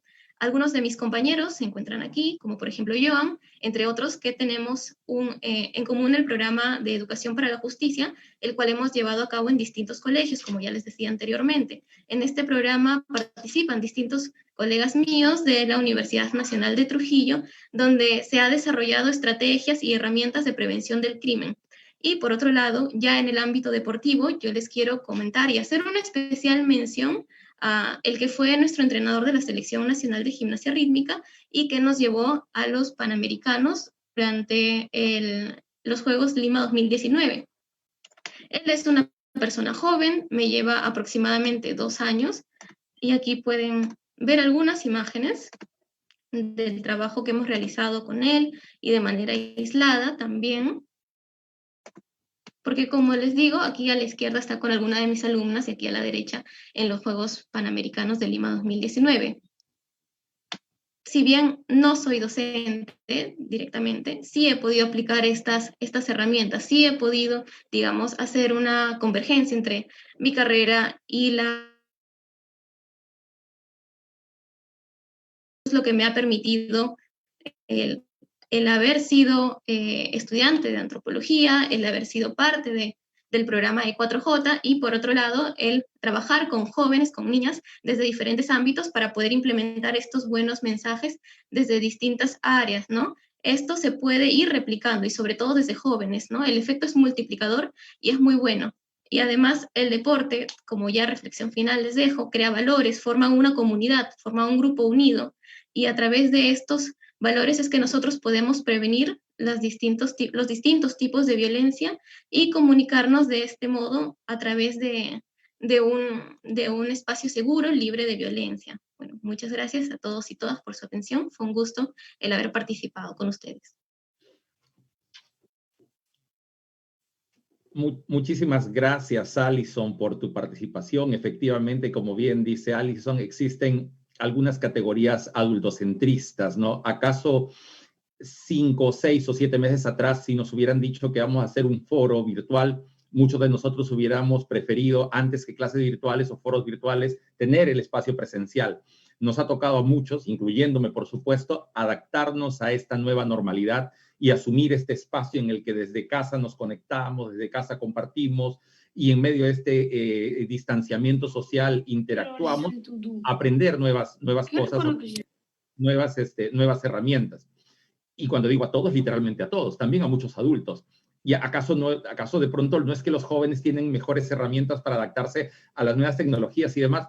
Pero este es un tema importante. Cuando un joven es un agente de cambio y cuando empieza a desarrollar estas herramientas desde la agencia que él tiene, se encuentra con resistencia de su entorno. Es joven y no puede, es joven y se desconfía, porque el joven tiene que aprender, los adultos también tienen que aprender, porque un joven es irresponsable, dicen, pero eso, hay jóvenes muy responsables, como hay adultos que no son muy responsables. Eso no necesariamente son cualidades que se agregan o quitan con la edad. Pero aquí lo más importante es que son jóvenes en espacios comunitarios los que permiten, como bien decía Alison, a través del deporte, en la misma línea lo comentaba Vania y Ernesto, llegar al espacio de las emociones y dejar enseñanzas que van más allá de un salón de clase. En ese contexto, en el trabajo articulado que hemos tenido en temas vinculados a prevención juvenil, de violencia, promoción de cultura de paz, en el año 2019 trajimos un programa al Perú cuyo nombre es Juega Vive, en inglés Line Up, Live Up, que buscaba a través del fútbol generar dinámicas y acciones que permitan transmitir mensajes de paz a los jóvenes, niños y adolescentes. En esto se entrenó a un conjunto de 25 entrenadores, todos ellos personas de mucha calidad personal y profesional, en alianza con la estrategia multisectorial Barrios Seguros. Se llegó a 9 barrios de Lima en los que se ha trabajado, y el día de hoy el profesor Víctor Hugo Candela se encuentra con nosotros y nos va a compartir su experiencia de implementación desde el barrio en el que él ha trabajado, dando testimonio, efectivamente, como habíamos dicho, que el deporte, el arte y el trabajo en la comunidad da vitalidad, crea valor y permite desde nuestro ángulo construir mensajes de prevención, cultura de paz y una sociedad mejor para todos. Estimado Víctor, te dejamos en el uso de la palabra en este espacio virtual.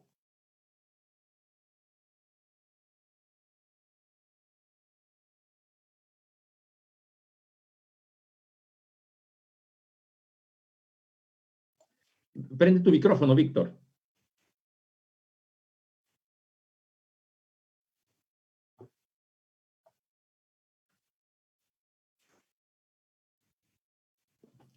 Víctor, por favor. Ay, ahora sí. Ahora sí se te escucha. Bueno, primero agradecerle a su persona, señor Julio, por la oportunidad de habernos dado este instrumento tan valioso, ¿no? Por medio de tantas instituciones, como se llama el programa Juega Vive, ¿no? Una herramienta indispensable para los adolescentes. Hay una frase muy hermosa que siempre la escuché en mi niñez, que pues, juventud, divino tesoro. Y es un concepto que no solamente se tiene que dar para el joven, sino para el mismo Estado. La juventud debería ser para el Estado y es un tesoro tan grande que se podría utilizar, como decía nuestro primer exponente, para poder dar solución a muchos problemas que se nos presentan.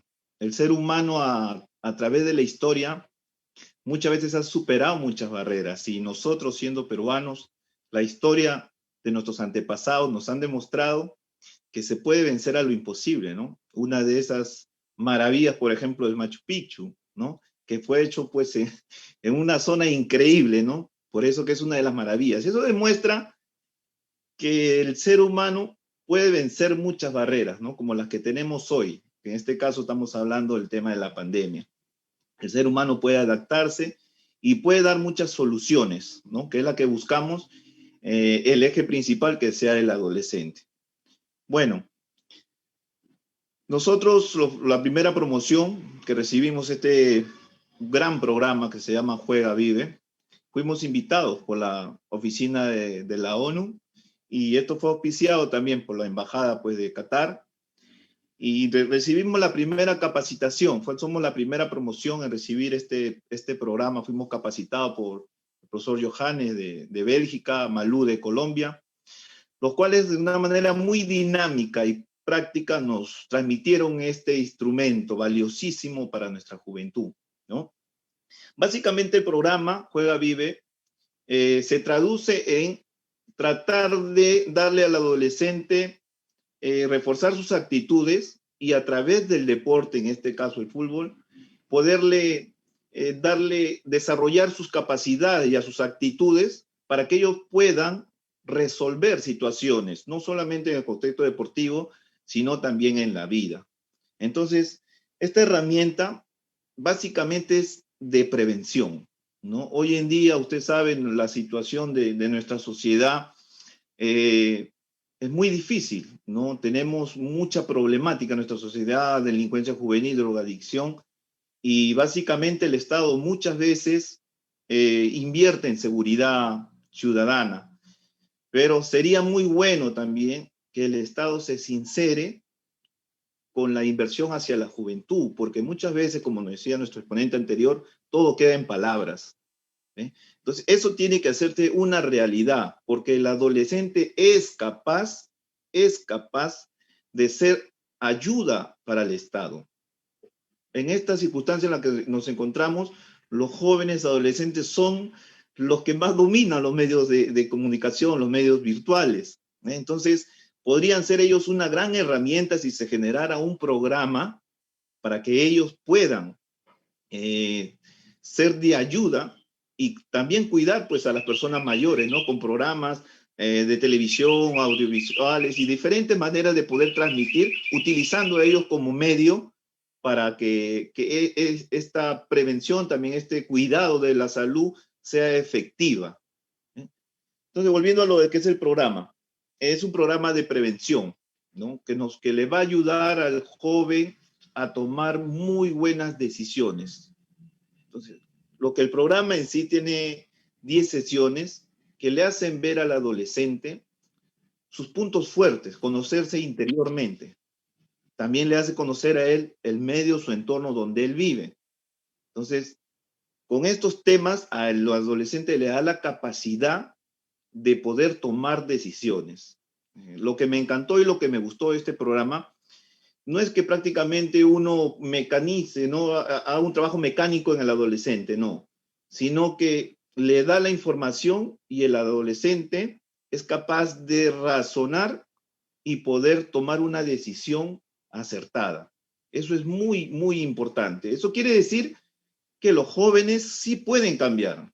Eso quiere decir que el adolescente sí puede hacer las cosas bien, pero es muy importante las herramientas que se le transmiten. Y Juega Vive es una herramienta, en lo personal, que he podido aplicarla en la Municipalidad de Villa María. Es una herramienta muy eficaz. Bien, este programa se ha trabajado de forma articulada también con los señores de Barrio Seguro y el IPD, que fueron también quienes pues auspiciaron este buen programa. En mi caso personal, yo lo apliqué en la Municipalidad de Villa María. Yo soy entrenador de fútbol, trabajo con los chicos de la escuela, y la municipalidad, en el caso del señor Eloy Chávez, que es el alcalde, me dio la ayuda necesaria con la infraestructura para poder dictar el programa. Pero yo tomé una decisión personal. Yo no quise aplicarlo directamente con la escuela, sino que paralelamente seleccioné a un grupo identificando a los adolescentes que tenían problemas de conducta, problemas de falta, ¿no? Mucha de tolerancia, problemas pues de no utilizaban palabras correctas, quizás muchos de ellos eran ansiosos, eran tímidos. Entonces hice una previa evaluación, identifiqué a los adolescentes y los invité en un horario distinto. La siguiente decisión que tomé también me pareció importante transmitirle el mismo programa, pero a los padres. Entonces me reuní con los padres y me di con, bueno, nosotros conocemos esto, ¿no? Con la sorpresa de que muchos de los padres también son jóvenes y no han terminado de ser hijos. Entonces, este programa, estas sesiones, me sirvieron muchísimo también para aplicarlo en los padres. La primera sesión de este programa Juega Vive es metas. Entonces, la importancia de la persona de trazarse metas. Entonces, conversé con los padres de familia. Ellos se quedaron prácticamente pensativos cuando le dije, ¿cuáles son sus metas como padres? Entonces, muchos pensaron y decían, profesor, no lo sabían, era algo increíble, ¿ve?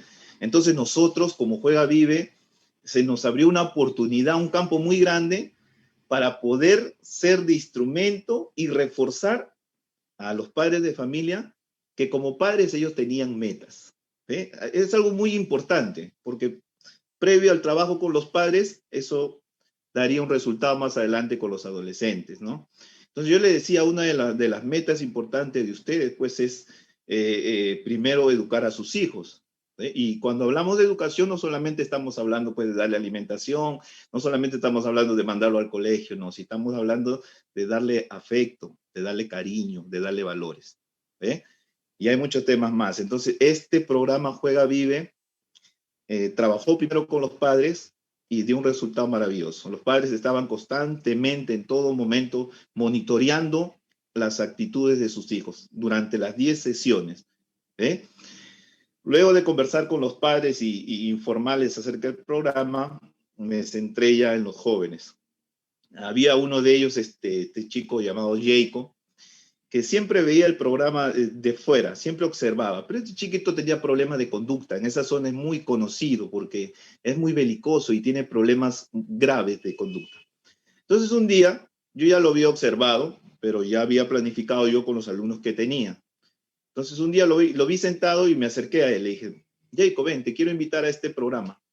Entonces, usted conoce, cuando estos chicos tienen problemas de conducta, muchos de ellos se refugian en la violencia, en su mala, no se comunican bien y estaba un poco tímido y no me quiso decir sí o no. Entonces yo le dije, cuando te animas, vienes, acá yo te voy a estar esperando. La siguiente semana él vino y se me acercó, profesor, quiero participar. Muchos de los adolescentes que lo rodeaban a él lo conocían y comenzaron a rechazar, a discriminar. Entonces es ahí donde yo, previo al inicio de la primera sesión, que es metas, nos juntamos, conversamos y con palabras sinceras le dijimos, muy bien muchachos, este es un trabajo de grupo, este es un trabajo en equipo. Vamos a hablar sobre metas. Nosotros nos vamos a trazar una meta, pero sepan ustedes que cuando uno se traza una meta, inmediatamente nacen las reglas.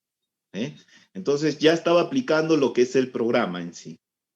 Cuando uno traza metas en la vida, no solamente el adolescente, sino las personas adultas también, inmediatamente nacen reglas. Entonces yo le dije, vamos a trazarnos metas prácticas, ¿no? Porque el programa sí quiere trabajar metas en concreto, cosas básicas, ¿no? Porque a veces queremos dar soluciones a temas grandes en los adolescentes, pero creo que es importante empezar por las básicas, ¿no? Como el respeto, ¿ve? El respeto, la tolerancia, cosas que son importantes que a veces las dejamos pasar y pensamos dar solución a las más grandes cuando las pequeñas son por las donde nosotros tenemos que empezar.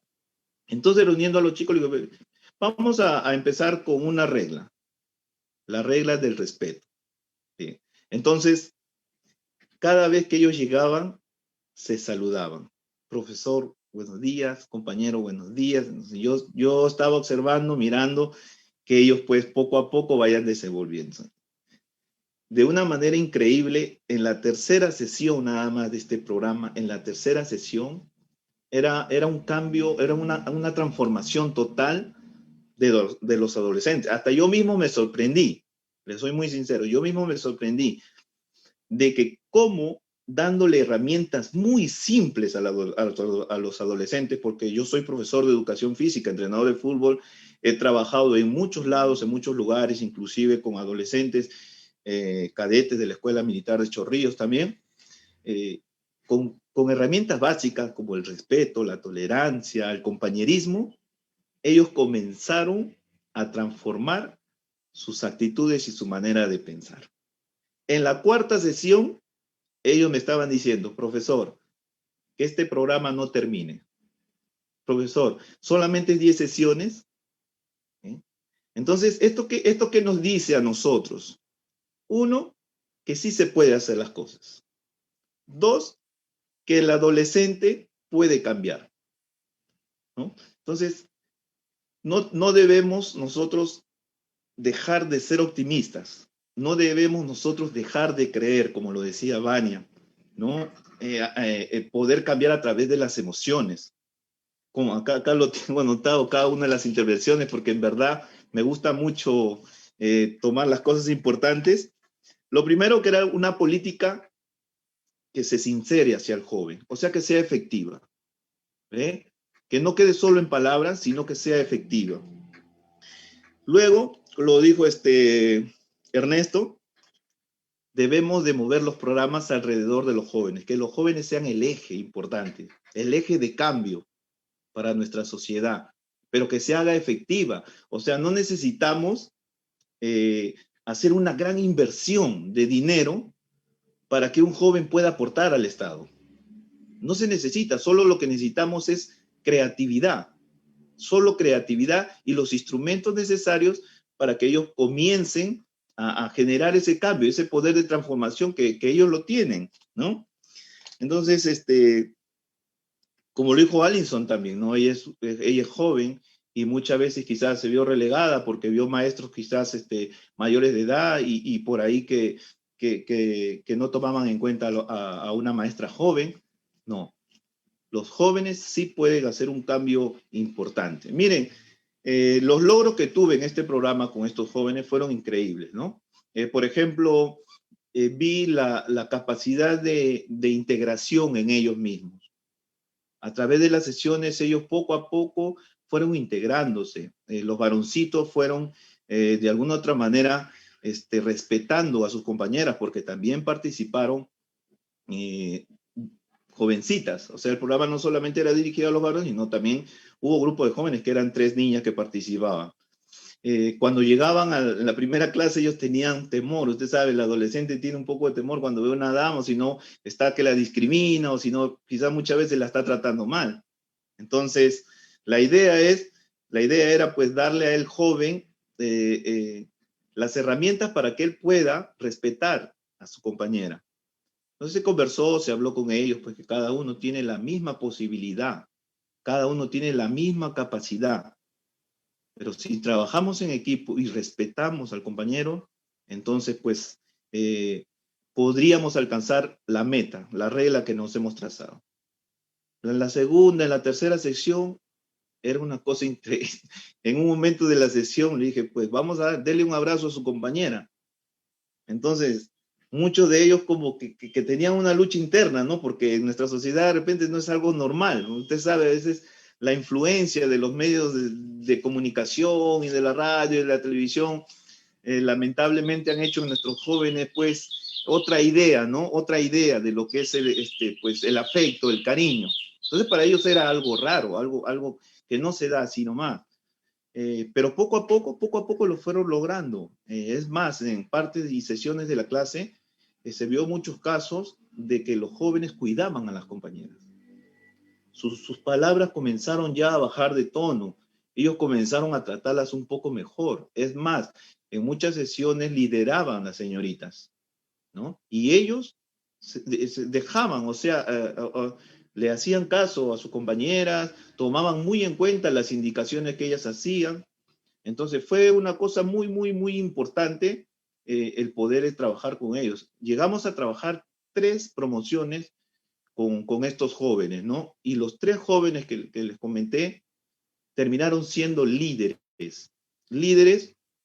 de este programa, ¿no? Porque ellos me ayudaron a transmitir a la segunda y a la tercera generación este mismo programa. Eso demuestra que ellos son capaces de poder aportar a nuestra sociedad, a nuestra comunidad, valores. Es solo que nosotros seamos un poco más efectivos al darle las herramientas adecuadas, ¿no? Es importantísimo eso. Después, con este chico, volviendo al caso de Jacob, cuando terminamos el programa, las 10 sesiones, y nos visitaron los señores de la oficina de la ONU, vinieron los señores de imagen con muñecos y todo, hubo una fiesta ahí, los padres también estuvieron ahí contentos, hasta hubo lágrimas y todo. Los papás me decían, profesor, este programa no tiene que terminar. Les digo, así, ¿y por qué no tiene que terminar? Miren lo que me dijo un padre de familia, no tiene que terminar porque estoy aprendiendo a ser padre, estoy aprendiendo a ser madre. ¿Qué importancia del programa en sí? No, resumiendo 10 sesiones básicas para darle un soporte a los padres de familia y que ellos sean también partícipes de la educación de los adolescentes a través de un deporte, ¿no?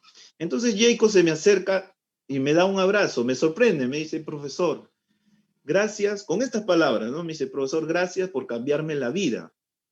Entonces yo lo miro, sonrío y le digo, no, Jacob, la decisión que tú tomaste te cambió la vida.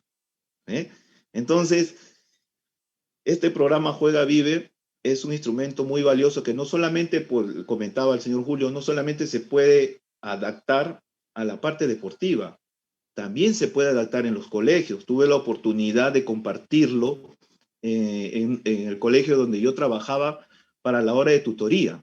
Los profesores se quedaron admirados porque muchas veces en la hora de tutoría ellos tienen algunos temas, otros a veces no tienen temas, y al escuchar el programa, muchos de ellos comenzaron a aplicarlo con lo que yo le había dado. A las 2 semanas me llaman, Víctor, me dice, el programa es muy bueno. ¿Por qué? Porque a los chicos prácticamente lo saca de lo común. Ustedes pueden imaginarse, por ejemplo, ¿no? Un partido de fútbol sin árbitro, ¿me entiende? Y donde ellos no van a tener contacto físico. Entonces es algo que iba contra ellos, porque ellos están acostumbrados pues a veces a jugar fuerte y a golpearse.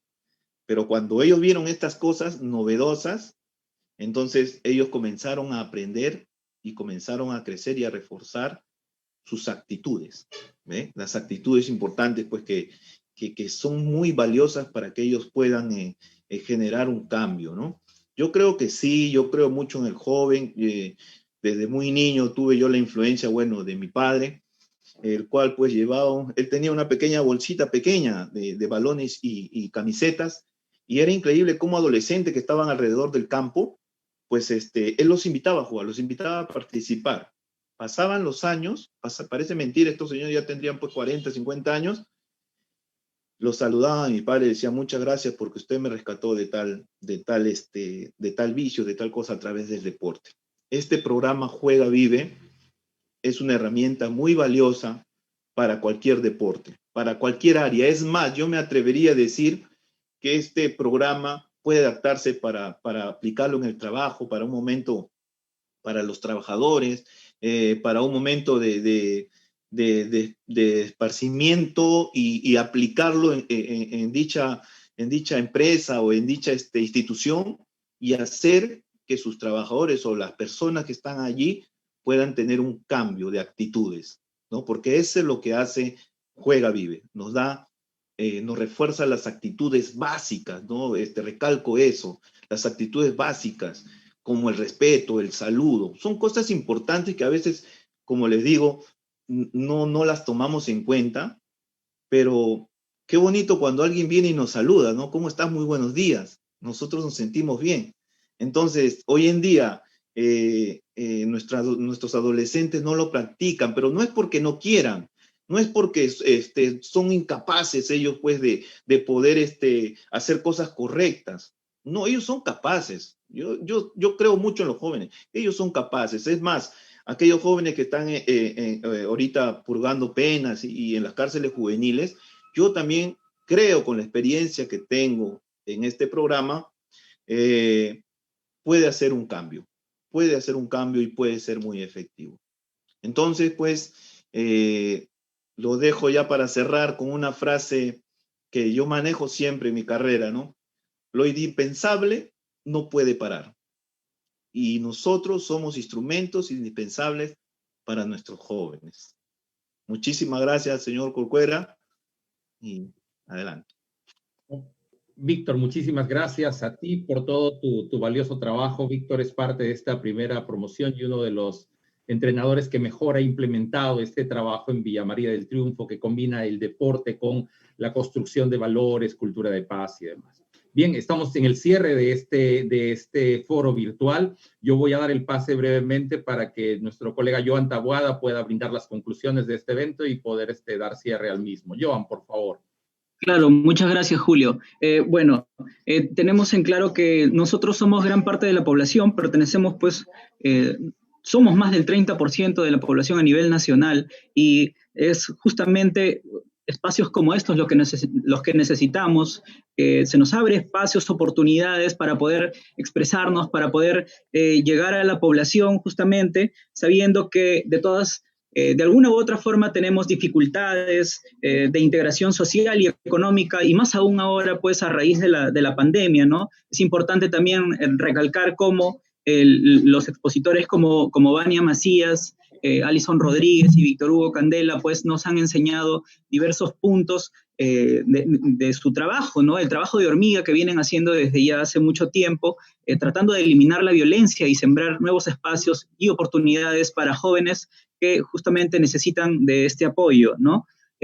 Una vez más, recalcar y agradecer pues a Julio Corcuera por la oportunidad, que es director de UNODC, a José Montalvo, que es secretario nacional de la Juventud, y Ernesto Rodríguez, pues director del Centro Latinoamericano de la Juventud, Vania Macías, fundadora de la Asociación Cultural de UNO, Alison Rodríguez, miembro del Club de Gimnasia Rítmica, y Víctor Hugo Candela, perteneciente, pues, quien desarrolla el programa Juega Vive, Prevención de la Violencia a través del Deporte de la Municipalidad de Villa María del Triunfo. Recordarles también que nos pueden visitar en nuestras redes sociales, en la página de SENAJU, más específicamente, y que se está desarrollando una feria virtual de agentes de cambio por la educación.